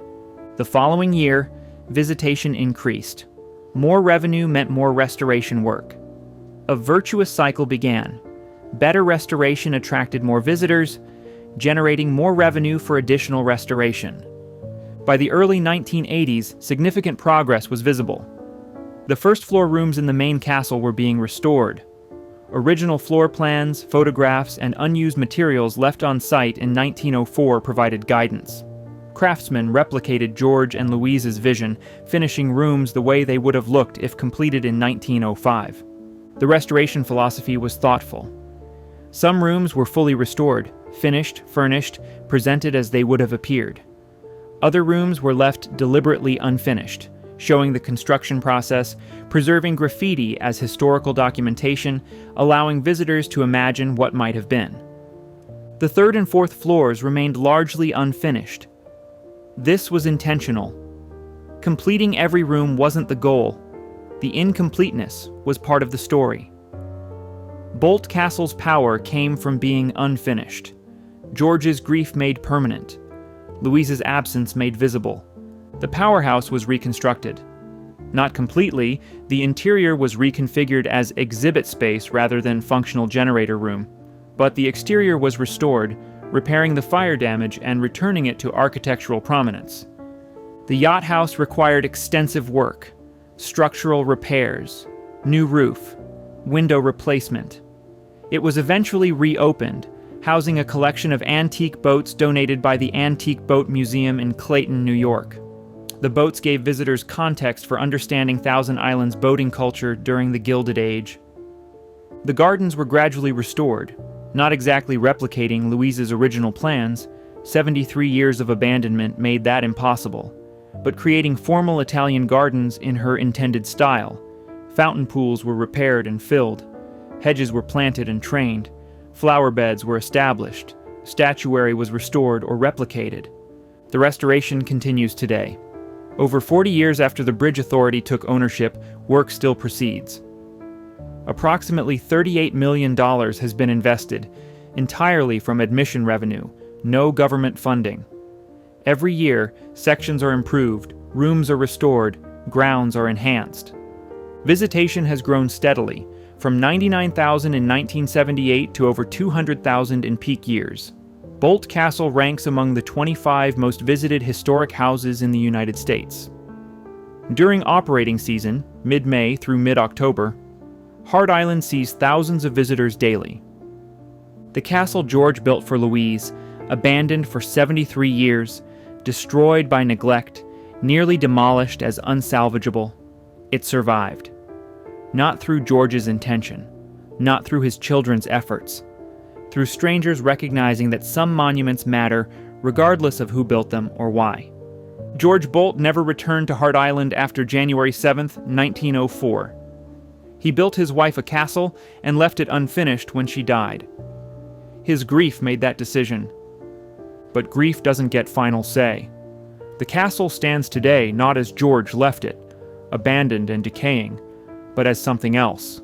A monument to love, yes, but also to persistence, to the value of preservation, to the idea that beautiful things abandoned can be rescued. George and Louise never lived in their castle, but millions of people have visited it. The gift George meant for one person has been shared with the world. Resurrection. 1977, Hart Island stood at a crossroads. Save it or let it die. The Thousand Islands Bridge Authority had accepted ownership, committed to restoration, and promised that every dollar from admissions would fund preservation. But the scale of damage was staggering. 73 years of abandonment. Weather, vandalism, theft, fire, structural deterioration, water damage throughout. The first challenge was safety. Before opening to public, the Bridge Authority needed to ensure visitors wouldn't be injured. Unstable walls required bracing. Dangerous floors needed reinforcement or barriers preventing access. Loose stonework had to be secured.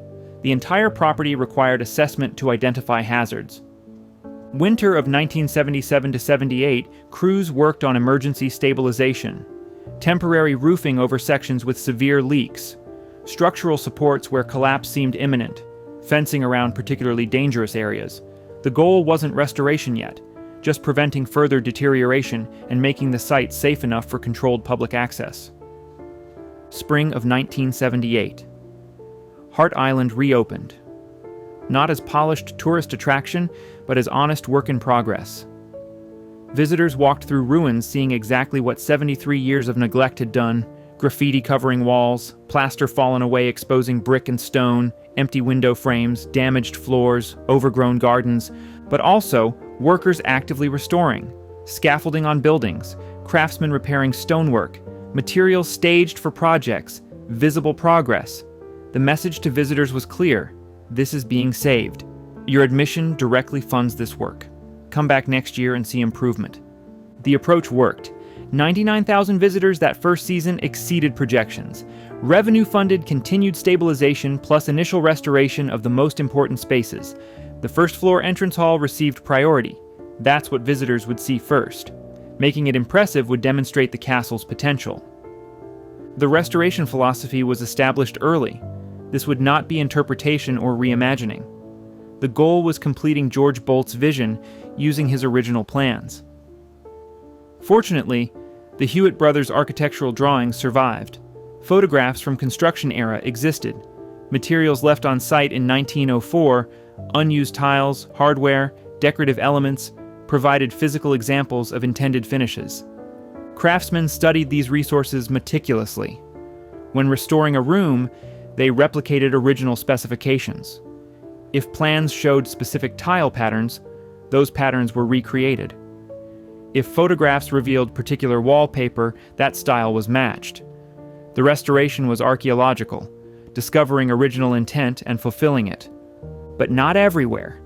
Some rooms were deliberately left unfinished. The third and fourth floors remained largely as Abandonment had left them. Empty spaces with exposed structure, graffiti preserved, raw construction visible. This served multiple purposes. First, practical. Finishing 120 rooms to period accuracy would cost tens of millions.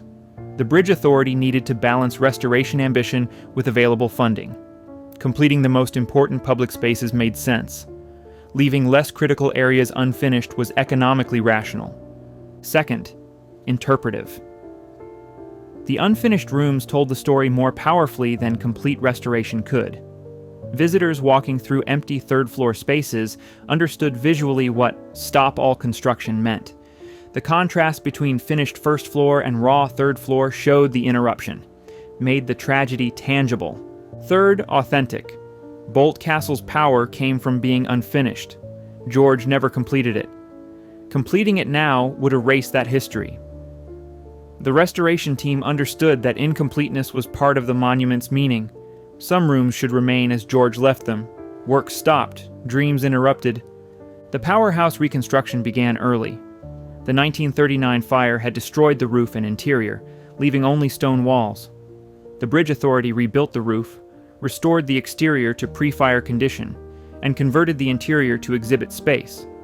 Display panels explained how steam generators provided electricity in the early 1900s. Historic photographs showed construction. The powerhouse became both restored building and educational facility. The yacht house on Wellesley Island required extensive structural work. The steel framework was sound, quality engineering from 1900, but everything else needed attention. New roof, window replacement, door repairs, interior cleaning and refinishing.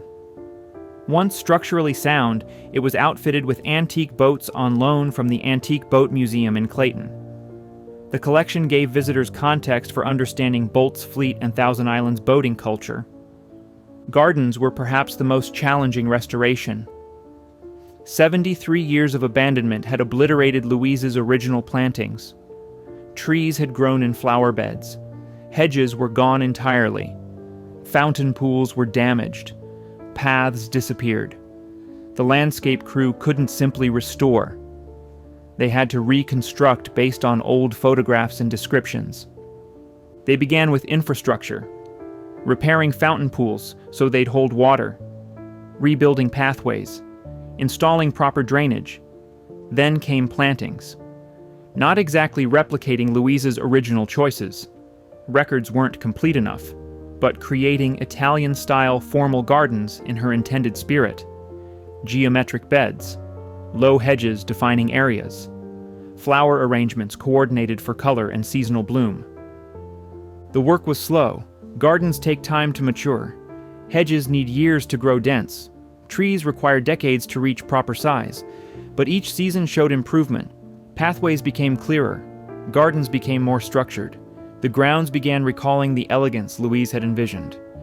Room by room interior restoration proceeded methodically. Year 1, entrance hall and 1 or 2 first-floor rooms. Year 2, additional first-floor spaces. Year 3, beginning second floor. Each room required months of work by skilled craftsmen. Plasterers repaired walls using period-appropriate techniques and materials. Woodworkers replicated carved details that had been vandalized or stolen. Electricians installed historically accurate lighting fixtures, not the originals, which were gone, but carefully chosen reproductions. Floor specialists restored or replaced damaged wood and tile. Painters matched original color schemes from paint analysis. Windows were particularly challenging. Many were broken or missing entirely. Custom glass had to be ordered, matching size, style, even the slight imperfections of early 1900 glass manufacturing. Hardware had to be replicated from surviving examples. Each window was essentially custom work. Furnishing the restored rooms required extensive research and acquisition. The Bolts' original furniture was long gone, stolen, destroyed, or sold off. The restoration team used period photographs to identify furniture styles Louise had selected. Then they hunted for authentic pieces from the right era. Antique dealers, estate sales, museum collections willing to loan items. Each room was furnished with genuine Gilded Age furniture appropriate to the space's intended use. By the mid-1980s, the first floor was substantially restored. Visitors could walk through entrance hall, drawing rooms, dining room, all finished to what George and Louise would have seen if the castle had been completed in 1905. The contrast with upper floors was deliberate and powerful. The second floor followed similar progression through the late 80s and 90s. Family bedrooms restored, bathrooms outfitted with period fixtures, sitting rooms furnished. Not every room, the castle has 120, but enough to demonstrate how the family would have lived. The second floor also houses the gift shop and theater. The theater shows a documentary about George Bolt, Louise, the castle's construction and abandonment, and the restoration effort. The film runs about 16 minutes and provides context visitors need to understand what they're seeing. Visitation grew steadily through the 80s and 90s. 100,000 visitors annually became routine. By 2000, the castle was regularly attracting over 200,000 visitors during the 6-month season, mid-May through mid-October when the St. Lawrence River is navigable and weather permits operation. The economic impact on the Thousand Islands region was substantial. Visitors coming to see Bolt Castle also stayed in local hotels, ate in restaurants, visited other attractions, shopped in stores. The castle became the anchor attraction driving regional tourism. The Bridge Authority's 1977 gamble paid off economically. Revenue continued funding restoration. By 2000, approximately $15 million had been invested. By 2010, over $30 million. By 2020, approaching $40 million. Every dollar from admissions, minus operating costs, went back into preservation and improvement. No government funding, no grants, no donations required. The castle funded its own resurrection entirely through visitor admissions. This model was unusual for historic preservation and demonstrated that major restoration could be financially sustainable if the property attracted sufficient interest. The restoration continues today. Work never truly stops. Ongoing maintenance is constant. Roofs need repair, stonework requires repointing, paint needs refreshing. New projects commence regularly. The Ulster Tower is undergoing 15-year restoration plan. Channel-side fountain reconstruction follows original design. Each season brings visible progress. Some elements will never be completed. The tunnels connecting buildings remain unfinished. No plans to install the trolley tracks George intended. Some upper floor rooms will stay empty. The castle will always be partly incomplete. That's intentional. The incompleteness tells the story. But what has been restored is extraordinary. The main castle's first and second floors are magnificent. The powerhouse stands proud again. The yacht house functions beautifully. Gardens are elegant. The overall estate captures the grandeur George and Louise envisioned. Hart Island today operates seasonally, mid-May opening, mid-October closing. During operating season, it's accessible only by boat. Tour companies run regular trips from Alexandria Bay and other surrounding communities. Private boats can dock and visit. A shuttle runs between Hart Island and the yacht house on Wellesley Island. The island employs approximately 60 seasonal staff during summer: ticket takers, tour guides, maintenance crew, gift shop workers, groundskeepers, cafe staff at the Ulster Tower, security personnel. The operation is substantial. Managing 200,000 visitors annually requires serious infrastructure. Weddings have become a significant revenue source. The castle is among New York State's most popular wedding venues. Over 100 weddings occur annually on Hart Island. Couples marry in the Italian Gardens, the Ulster Tower, various romantic locations around the estate. The monument to George and Louise's love has become the setting where other couples celebrate their own commitments. The irony is profound. George built this for one woman. Private, personal, a gift no one else would see. Now hundreds of thousands see it annually. Thousands of couples have married there. The most private gesture imaginable became the most public monument. But perhaps that's fitting. Love shouldn't be hidden. George and Louise's partnership, building hotels together, creating beauty together, supporting each other's dreams, was remarkable. Their story deserves to be shared. The castle makes it tangible. The Thousand Islands Bridge Authority has proven to be exceptional steward. They took on a ruin many thought unsalvageable and transformed it into one of America's most visited historic houses. They did it without government funding, without wealthy donors, just through disciplined management and commitment to the property's significance. The resurrection of Bolt Castle is preservation's success story. A building that stood abandoned for 73 years, scheduled for likely demolition, was saved and restored to function as meaningful public space. The model could be replicated elsewhere, historic properties funding their own preservation through admission revenue if they attract sufficient visitors. But Bolt Castle's particular power comes from its story. The immigrant dishwasher who became wealthy hotelier. The partnership with his wife building empire together. The castle built as ultimate romantic gesture. The sudden death that stopped everything. The decades of abandonment. The eventual rescue. That narrative resonates emotionally in ways dry architectural history cannot. Visitors come for the story as much as the building. They want to walk where George and Louise walked, stand in rooms Louise designed, feel the tragedy of incompletion, experience the romance of resurrection. The restoration team understood this. They weren't just fixing a building. They were preserving a story. Every decision served narrative clarity. Finished rooms showed what was intended. Unfinished rooms showed what was interrupted. Gardens demonstrated grace. Ruins acknowledged pain. The estate as a whole tells complete story. Ambition, love, loss, abandonment, rescue, continuation. Hart Island today is what George Bolt never imagined it would become. A public monument to private love. A castle built for one woman, visited by millions. A gift interrupted by death, completed by strangers. A dream abandoned in grief, resurrected by people who never knew the dreamers. George stopped construction on January 7, 1904. The Thousand Islands Bridge Authority restarted it on May 20, 1978, 74 years between. But the work George began, others finished. Not exactly as he planned, but in ways that honor his intention while serving purposes he never anticipated. The castle stands. That's what matters. George built it for Louise. The world saved it for itself.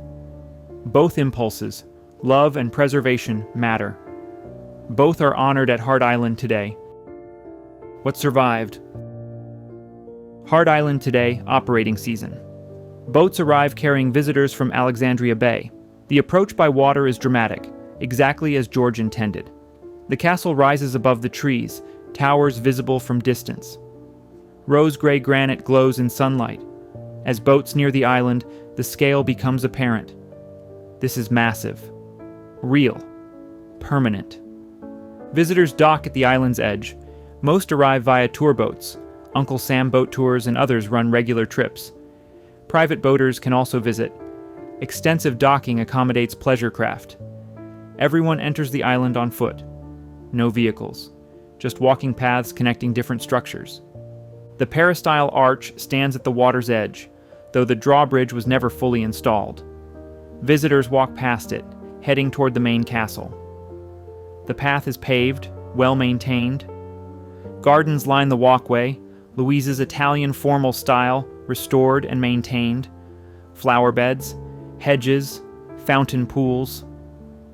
In summer, everything blooms. The grounds are immaculate. The main castle entrance is on the ground floor. Visitors enter through massive wooden doors into the grand hall. This space is finished completely. Walls plastered and painted, floor laid in patterned tile, woodwork carved and installed, lighting fixtures hanging. A sweeping staircase rises to upper floors. The hall looks as it would have if completed in 1905. To the right, the drawing room and dining room, both fully restored. Furniture arranged period appropriately. Paintings on walls, curtains at windows, carpets on floors. These rooms demonstrate what George and Louise intended, elegant but not overwhelming. Comfortable rather than just impressive. Spaces designed for actual use by family and guests. To the left, additional first-floor rooms including library and smaller sitting areas. Again, completely finished. Visitors can walk through, seeing how a Gilded Age family would have lived.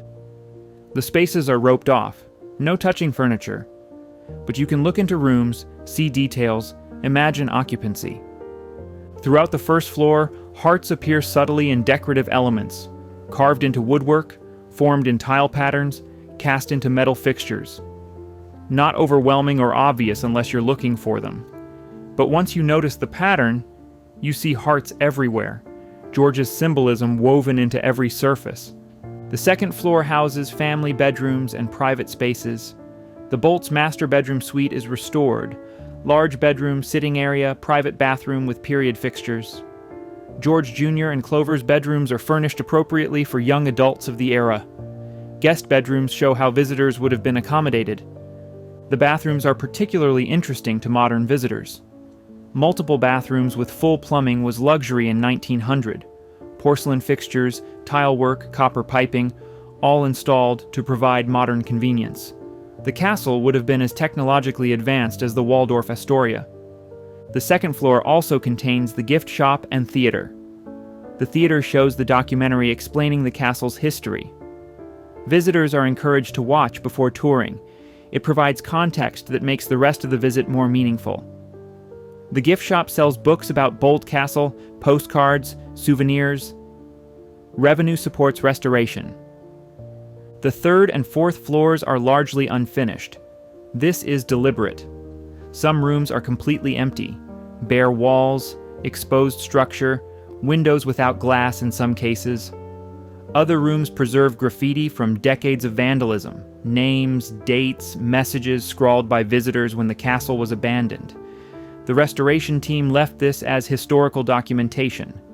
Walking through empty upper floors provides powerful contrast. The finished elegance below, the raw incompleteness above. The transition is striking. You understand immediately what stop all construction meant. These floors show the work that never happened. The rooms Louise never furnished, the spaces George never saw completed. Some upper rooms have exhibit panels explaining construction techniques, showing historic photographs, describing original plans. The unfinished areas function as interpretive space, teaching visitors how the castle was built and what was intended. The basement is mostly unfinished. Kitchen areas partially complete. Storage rooms empty. The swimming pool is there. Empty. Never filled. Just a concrete depression in the floor. Mechanical rooms and utility spaces. The tunnels connecting to other buildings. Dark passages visitors can walk through with guided tours, experiencing the hidden infrastructure George designed. Outside, the Italian gardens are restored to formal elegance. geometric flower beds, fountains operating, water flowing through pools, statuary positioned along pathways, hedges trimmed precisely, walking paths wind through gardens, providing views of different areas. Benches allow visitors to sit and enjoy the landscape. The swan pond is functional again. Swans do live there during summer months, white, graceful, exactly as Louise envisioned. They glide across the water, rest on banks, occasionally fly around the island. They're part of the estate's living beauty.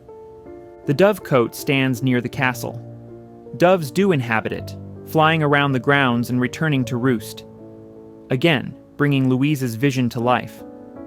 The birds add movement and sound to the landscape, cooing, wings beating, life animated within architectural grandeur.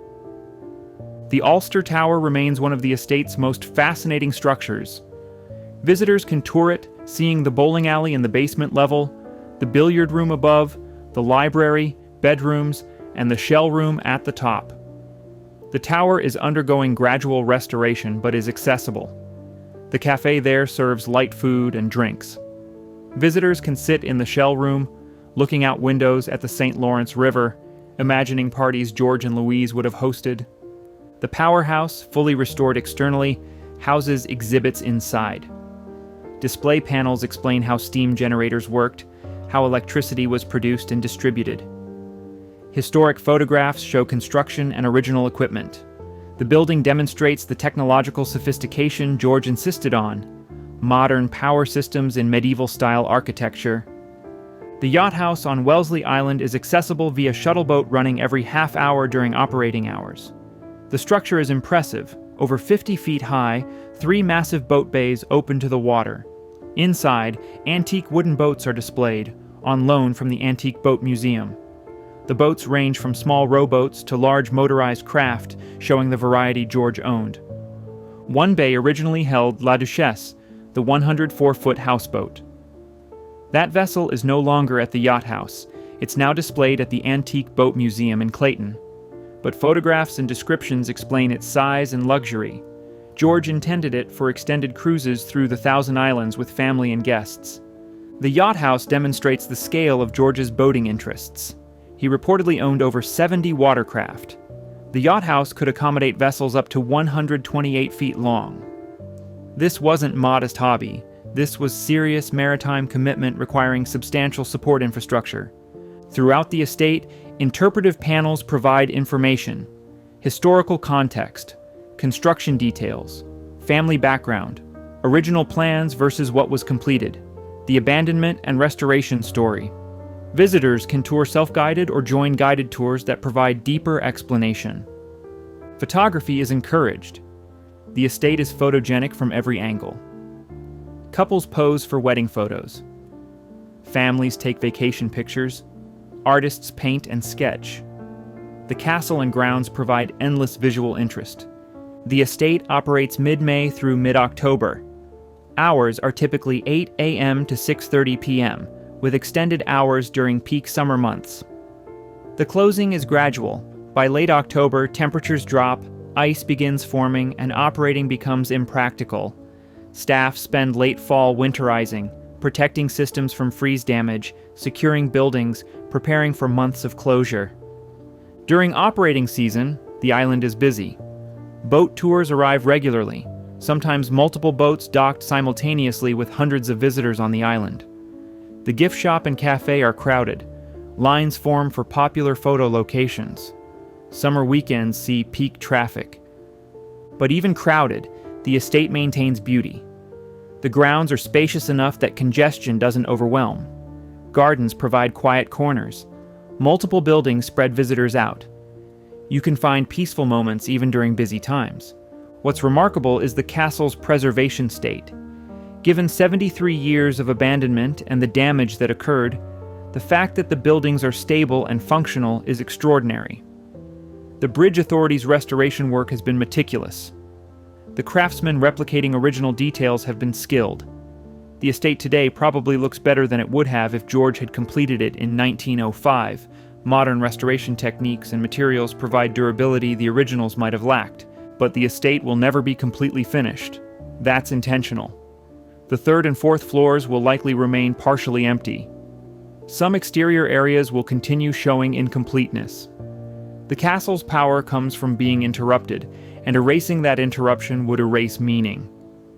What has survived is remarkable. The buildings, substantially. The landscape, restored. The vision, honored. George and Louise's dream, made tangible for millions to experience. The gift intended for one woman, shared with the world. Visitors leave Hart Island understanding something about love, loss, ambition, mortality. The castle teaches without preaching. Walk through finished rooms and see achievement. Walk through empty rooms and feel interruption. Stand in gardens and experience beauty. Look at photographs of Louise and George and recognize partnership. The monument works because it's honest. The restoration doesn't pretend George completed it, doesn't erase the abandonment, doesn't romanticize without acknowledging pain.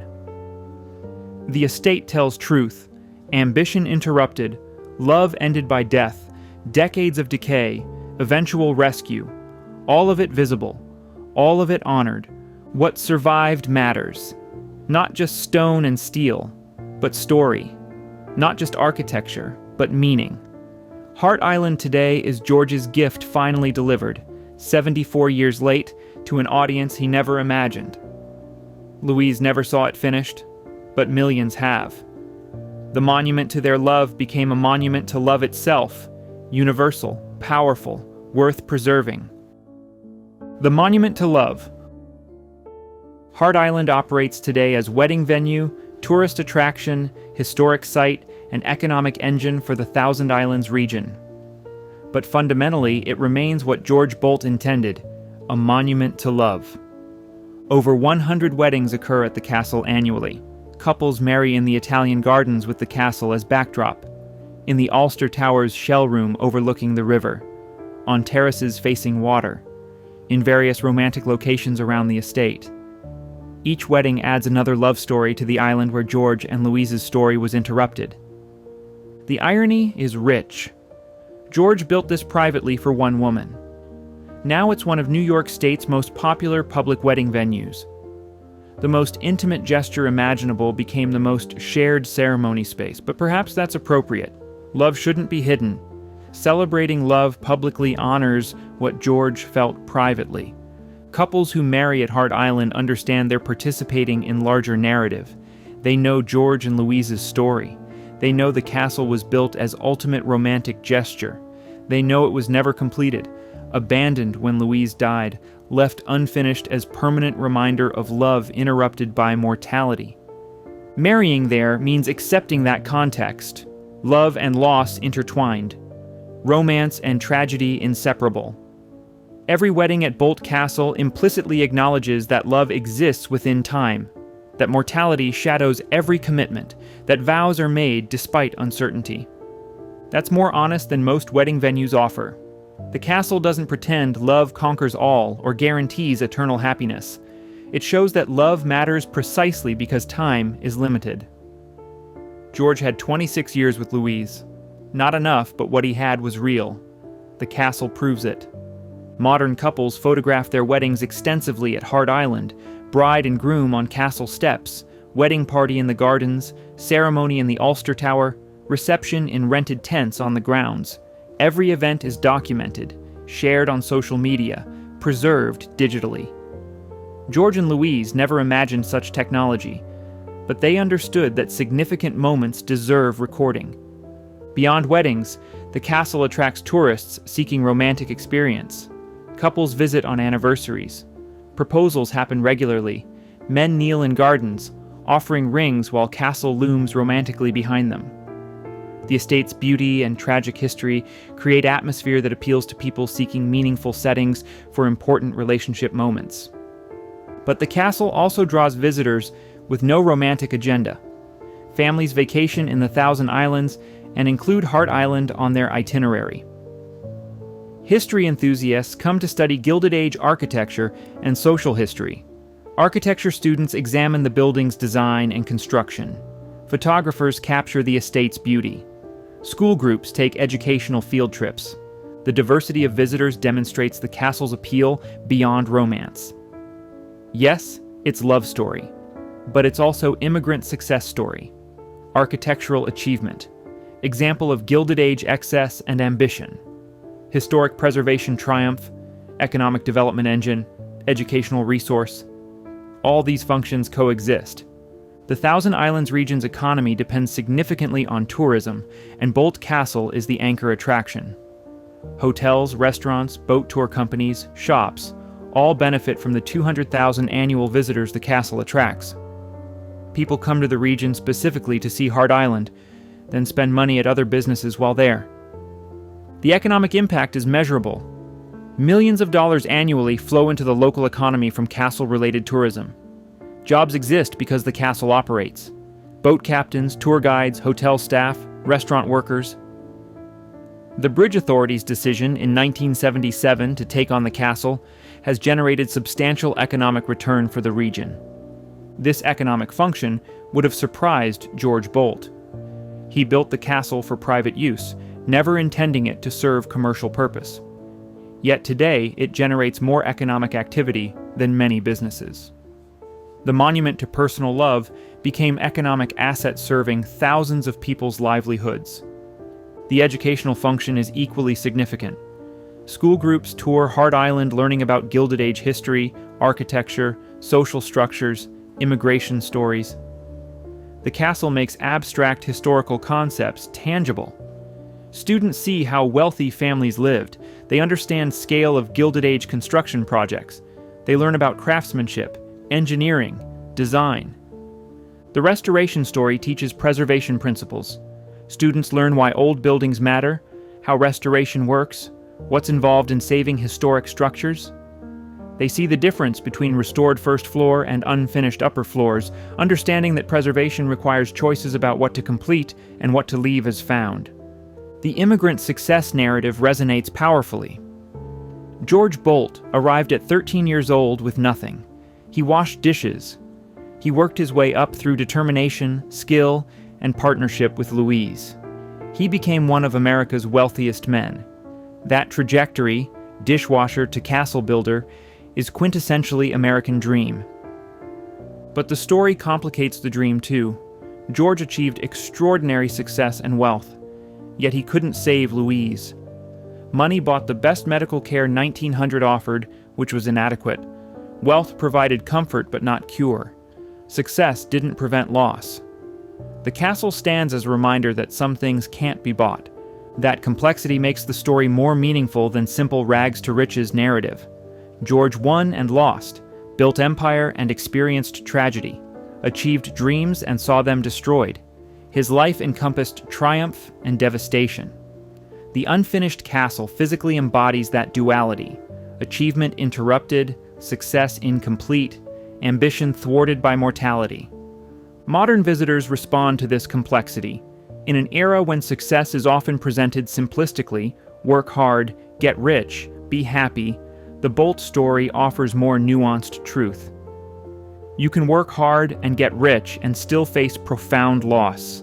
Life is complicated. Love matters. Death comes anyway.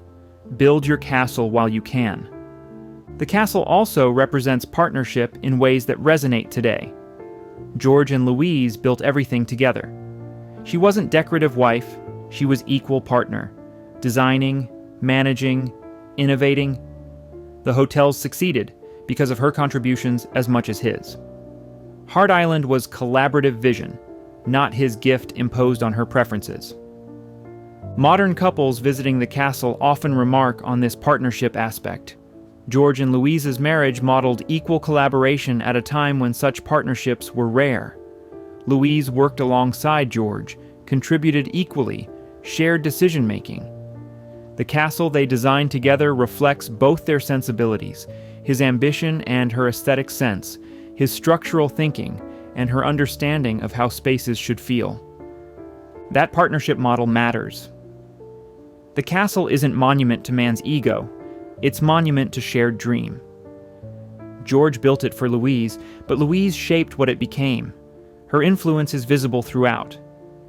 Without her, the castle would have been different. probably less elegant. The collaboration made it remarkable. The castle's incompleteness has become its most powerful feature. If George had completed it, Hart Island would be an impressive mansion. Beautiful, historically significant, but ultimately just another Gilded Age estate. Dozens of similar properties exist, many fully restored and open to public. But the incompleteness makes Bolt Castle unique. The unfinished rooms, the abandoned construction, the sudden stop. These elements create emotional resonance that completion would erase. Visitors feel the interruption viscerally. They understand grief through architecture. The building teaches by being incomplete. This relates to broader human experience. Most lives are incomplete, plans unfulfilled, dreams unrealized, projects abandoned. Death interrupts everyone eventually. The castle's incompleteness mirrors that universal experience. It's honest about life's fundamental nature. We start things we don't finish, we build toward futures we don't reach, we love people we lose. That honesty makes the castle profound rather than merely beautiful. Beauty matters. The estate is gorgeous. But meaning matters more. Hart Island means something about love, loss, time, mortality. It teaches through its very incompleteness what completion couldn't teach. The comparison to other Gilded Age mansions is instructive. The breakers in Newport, finished, maintained by family for decades, eventually donated to Preservation Society of Newport County, is spectacular. Marble House, also in Newport, is architecturally stunning. Biltmore in North Carolina is enormous and elaborate. These properties are magnificent and well worth visiting, but they're essentially museum displays of wealth. Impressive, historically significant, but emotionally distant. You tour them admiring craftsmanship and scale without feeling personal connection to the families who built them. Hart Island is different. You feel connected to George and Louise. You understand their story. You recognize their love as real, their loss as genuine, their tragedy as profound. The emotional engagement makes Hart Island more memorable than architecturally superior properties that lack equivalent narrative power. The wedding function brings this full circle. George built the castle for one wedding. His own marriage to Louise celebrated and honored through this architectural gift. Now hundreds of couples marry there annually. The monument to one marriage hosts many marriages. Love interrupted by death creates space where new love is celebrated. That continuity matters. George and Louise's love story didn't end happily. Louise died too young, George never recovered. The castle was abandoned. But love itself continues. Other couples commit to each other. Other partnerships form.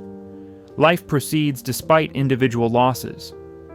The castle hosts this continuation. It's simultaneously memorial to love ended and celebration of love beginning, monument to past and venue for future. George built it looking backward, honoring what he and Louise had shared. But it functions looking forward, hosting what others will share. This dual temporality, honoring past while creating space for future, gives the castle its power as monument. It's not frozen in time. It's not purely memorial. It's living space where history and present coexist, where George and Louise's story frames but doesn't dominate contemporary uses. The restoration philosophy supports this. The Bridge Authority hasn't created museum piece, castle preserved exactly as it was, roped off, untouchable. They've created functional space. You can walk through rooms, attend weddings in gardens, eat at cafe in Ulster Tower, experience the estate as living place, not dead monument. That approach honors what George and Louise intended better than pure preservation would. They didn't want museum. They wanted home. Active, lived in, used space. The fact that millions of strangers now use it rather than one family doesn't violate that intention. It extends it. The love they shared becomes framework for love others share. Hart Island today is monument, venue, attraction, economic engine, educational resource, and wedding destination simultaneously. These functions aren't contradictory. They're complementary. Each use reinforces the others. Tourism funds preservation. Preservation creates beautiful venue. Venue hosts weddings. Weddings demonstrate love's continuation. That continuation honors the love that built the castle originally. George wanted to give Louise something permanent, physical proof of love that would last beyond their lives. He succeeded beyond his intention. The castle stands. The love it represents matters to people who never knew George or Louise. The monument works not despite being unfinished, but because of it. The interruption created meaning that completion would have obscured. Love monument. That's what George built. That's what survives. Not just building, but idea. Not just architecture, but meaning. Hard Island teaches that love matters enough to build castles for. That loss is inevitable but doesn't erase what was shared. That incompleteness is honest and grief is permanent and beauty survives anyway. The monument to George and Louise's love became monument to love itself. Universal, powerful, worth celebrating despite uncertainty. That transformation from private to public, from specific to universal, from one couple's story to everyone's experience. That's what makes Hard Island more than just another Gilded Age mansion. It's a place where love is remembered, celebrated, honored, and continued. Where George built for Louise, but where millions now stand and feel something about their own loves, their own losses, their own hopes. The monument he intended for one person serves everyone. That's its power. That's what survived. The unfinished masterpiece. Stand in a third-floor room at Bolt Castle today. Empty space. Bare walls, some with graffiti from decades of abandonment. Exposed brick where plaster never covered. Window frames empty or holding glass installed during restoration. Floor solid but unfinished. The room is both complete and incomplete. Structurally sound, aesthetically raw. This is intentional. The restoration team could finish this room. They have money, skills, plans. They choose not to. The incompleteness serves purpose. It teaches what completion cannot. In this empty room, you understand what stop all construction meant. Workers walked away. Projects ended mid-task. Plans were abandoned. George's telegram from January 7th, 1904, had permanent consequences visible 120 years later. The room shows time stopped, work interrupted, dreams left hanging. Walk back downstairs to the finished first floor. Completely different experience. Elegant rooms, period furniture, restored to how they would have appeared in 1905 if construction had continued. Beautiful, functional, complete. The contrast between floors is the point. Completion shows what was intended. Incompleteness shows what was interrupted. Together, they tell complete story. Separate, each would be less powerful. The castle's meaning emerges from their juxtaposition. This raises a philosophical question. Would completing the castle now be right or wrong?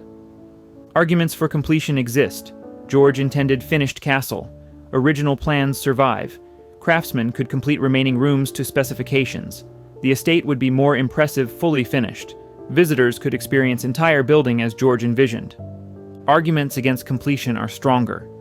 George stopped construction for reason. Louise died, and finishing what was built for her felt wrong to him. Completing it now violates his decision. The incompleteness has become the castle's most powerful feature, teaching through absence. Finishing it would erase that teaching, would make it just another completed mansion rather than unique monument to interrupted love. The restoration team chose correctly. Finish enough to show intention. Leave enough incomplete to show interruption. Balance achievement and loss. Honor both George's vision and his grief. This philosophy extends beyond architecture. Life itself is unfinished masterpiece. We plan, build, dream. Then circumstances interrupt. Death, illness, chance. Nobody completes everything they intend. Most lives end with unfinished business, unrealized dreams, projects abandoned. The castle normalizes that experience, makes it visible, shows that incompleteness doesn't mean failure. George Bolt was extraordinarily successful, immigrant dishwasher who became wealthy hotelier, built empire, achieved American dream. Yet his masterpiece remained incomplete. Success and incompleteness coexisted. That's honest in ways our culture often isn't. We celebrate completion, achievement, success. We hide failure, incompleteness, abandonment. The castle refuses that concealment. It displays incompleteness proudly, says this matters even unfinished. This teaches precisely because incomplete. George's other legacies were completed. The Waldorf Astoria operated successfully for decades. The Bellevue Stratford served Philadelphia through much of the 20th century. Both hotels fulfilled their purposes, served their functions, achieved their goals. But we don't remember George primarily for those successes. We remember him for the unfinished castle. The incomplete monument teaches more than the completed hotels. The abandoned project resonates more than the successful businesses. There's irony in that. George's professional successes, the things he finished, the projects he completed, are footnotes. His personal failure, the castle he abandoned, is what made him memorable. Not because failure matters more than success, but because the specific incompleteness of this project reveals something universal about love, loss, and human limitation. The castle also demonstrates George's character after Louise died. He could have finished it. He had money, resources, workers ready to continue. Completing would have taken maybe 6 months of additional work. The investment was already made, $2.5 million spent, most work done. Finishing would have cost relatively little and created valuable property. He chose not to, chose to abandon millions of dollars in investment, chose to leave unfinished what was 90% complete. That decision reveals his grief's depth. The castle without Louise was meaningless. Completing it would have been betrayal, moving forward when he couldn't move forward, finishing what should have been shared. That choice has been second-guessed for over a century. Historians debate whether George acted from grief or pragmatism, whether he was honoring Louise or just cutting losses, whether the abandonment was romantic gesture or business decision. Probably it was both. Grief and pragmatism aren't mutually exclusive. George was devastated by Louise's death. That's unquestionable. He was also a practical businessman who understood sunk costs. The castle without purpose didn't make financial sense. Grief and economics could align in the decision to stop. What matters is the result. The abandoned castle became more meaningful than completed castle would have been. George's decision, whatever the precise mix of motives, created something profound. Not what he intended private gift for Louise. But what emerged was public monument teaching about love, loss, and mortality. George never discussed the castle publicly after 1904. Never explained his decision, never visited the island again. That silence has become part of the story. What George didn't say speaks as powerfully as what the castle does say. The silence lets the building speak. The empty rooms, the abandoned tools. The gardens planned but never completed as envisioned. The yacht house ready for boats that never came. The powerhouse built to supply electricity to life that wasn't lived. All these speak without words about hopes interrupted and dreams ended. George died December 5, 1916, 12 years after Louise. Heart attack at age 65. In those 12 years, he never returned to Hart Island, continued working, continued summering in Thousand Islands at Wellesley Farms, continued his philanthropy, but never set foot on the island where the castle stood unfinished. That restraint is remarkable. The island was visible from Wellesley. George could see it across the water. Every summer, the unfinished castle was there, reminder of what he'd built and why it remained incomplete. He never gave in to curiosity or nostalgia or desire for closure. He stayed away. Was that healthy grief processing or avoidance? Honoring Louise's memory or punishing himself? Moving forward or staying stuck? Probably elements of all. Grief is complicated. 12 years is a long time to maintain absolute avoidance. But George maintained it until he died. His burial beside Louise at Woodlawn Cemetery completed the arc, built castle for her, abandoned it when she died, never returned, died, buried beside her. The monuments are his estate, the castle unfinished on the island, the shared grave in the Bronx. Both speak about partnership, loss, devotion. The castle stands today because others recognized value George couldn't see when he abandoned it. He thought it meaningless without Louise. He was wrong. It became meaningful precisely because of her absence. The incompleteness teaches what completion couldn't. That recognition took 73 years. From 1904 to 1977, the castle decayed. Then strangers intervened.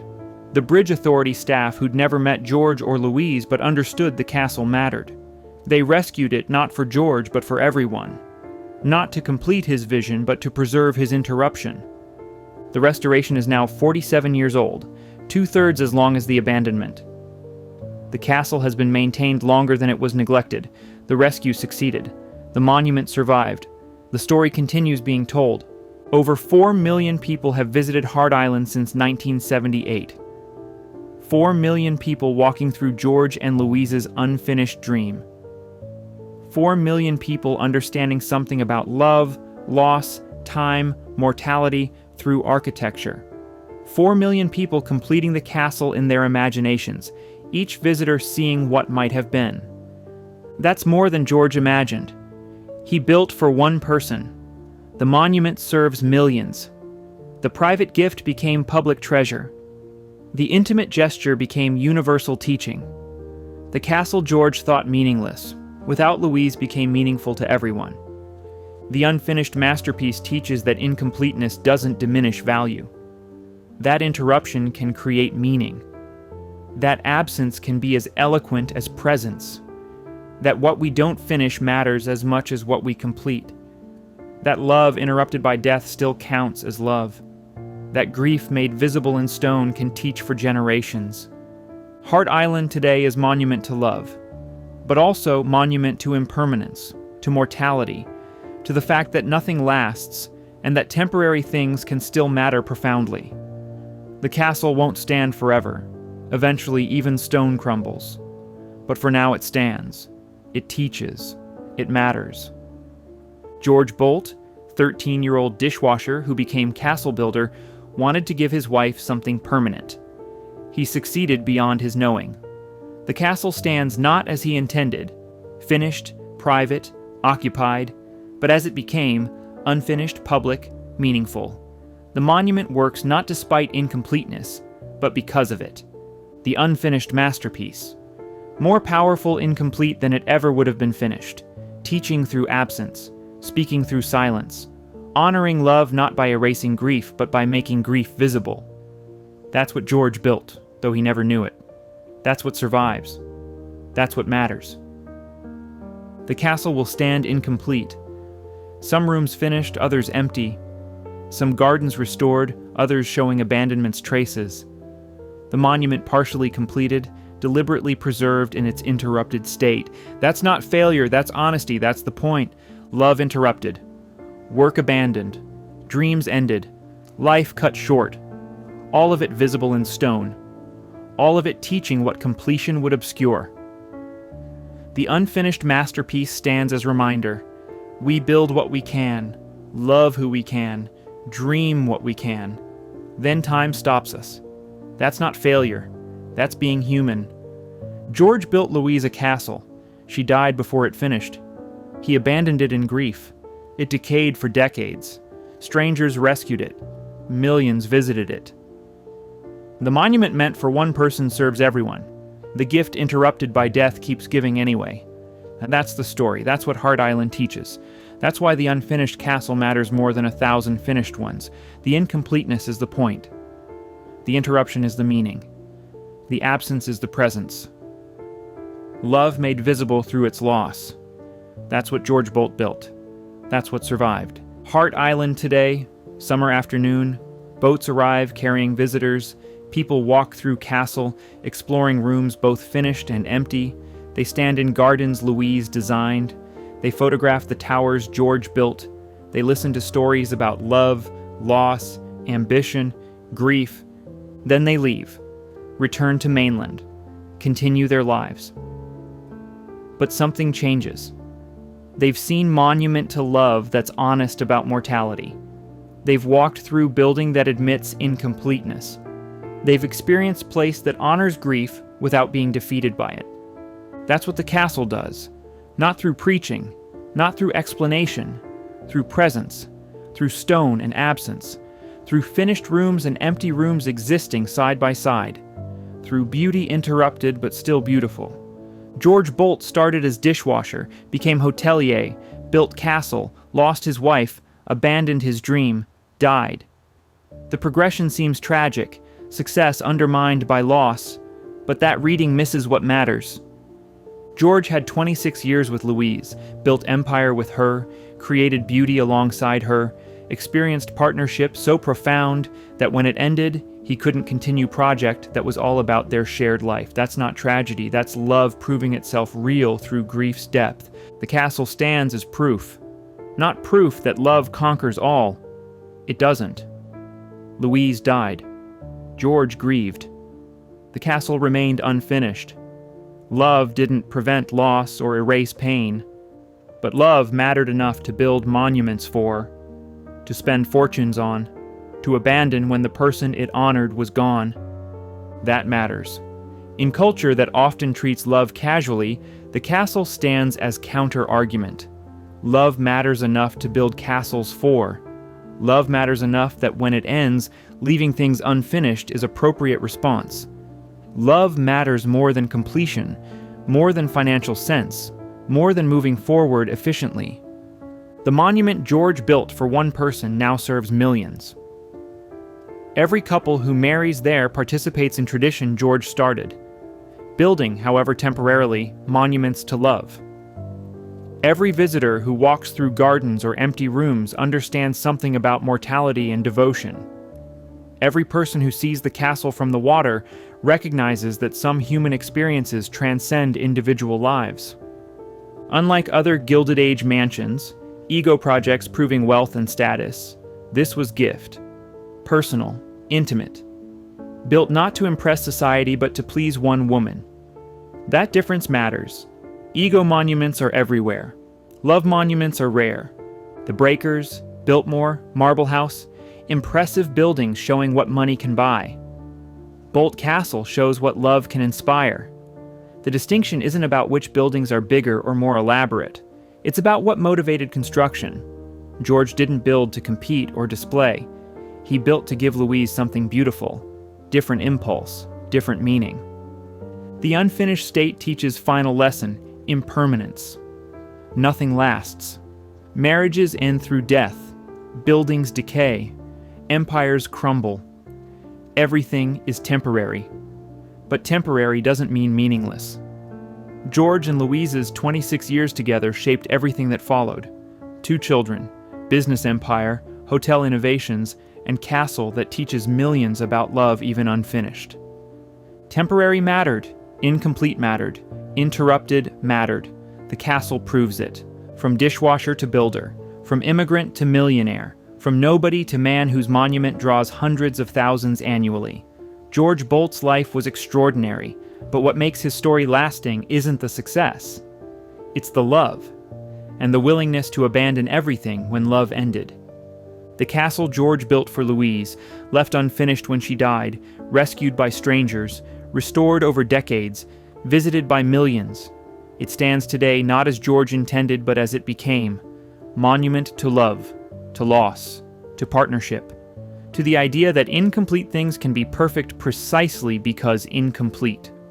Heart Island, the castle on the heart-shaped island, built by man who started with nothing for woman who was his everything. Abandoned when she died, rescued when it mattered, standing today teaching what George and Louise couldn't have imagined but somehow made possible. Their love story ended January 7th, 1904, but love itself continues. In the castle, in the gardens, in the empty rooms, in the millions who visit and understand something about their own loves, their own losses, their own mortality, George stopped construction. But construction never really stops. Every visitor completes the castle in imagination.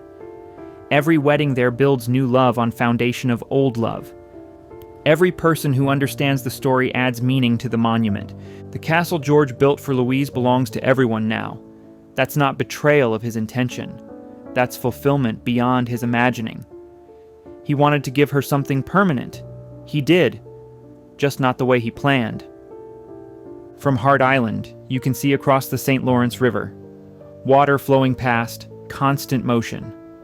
The river was here before George and Louise. It's here now. It will be here after the castle crumbles eventually into ruins that nobody rescues. But for now, today, this moment, the castle stands, the monument works, the love it represents matters. George built it for Louise. The world saved it for itself. Both acts were right. Both kinds of love, romantic and human, matter. The dishwasher who became castle builder. The partnership that built hotels and dreams. The tragedy that interrupted everything. The abandonment that created meaning. The rescue that honored what was interrupted. All of it matters. All of it teaches. Hart Island stands as monument to love that admits love isn't enough to prevent loss, but insists love is enough to justify building castles anyway. Imperfect monument. Incomplete monument. Honest monument. That's what George Bolt built. That's what survived. That's what matters.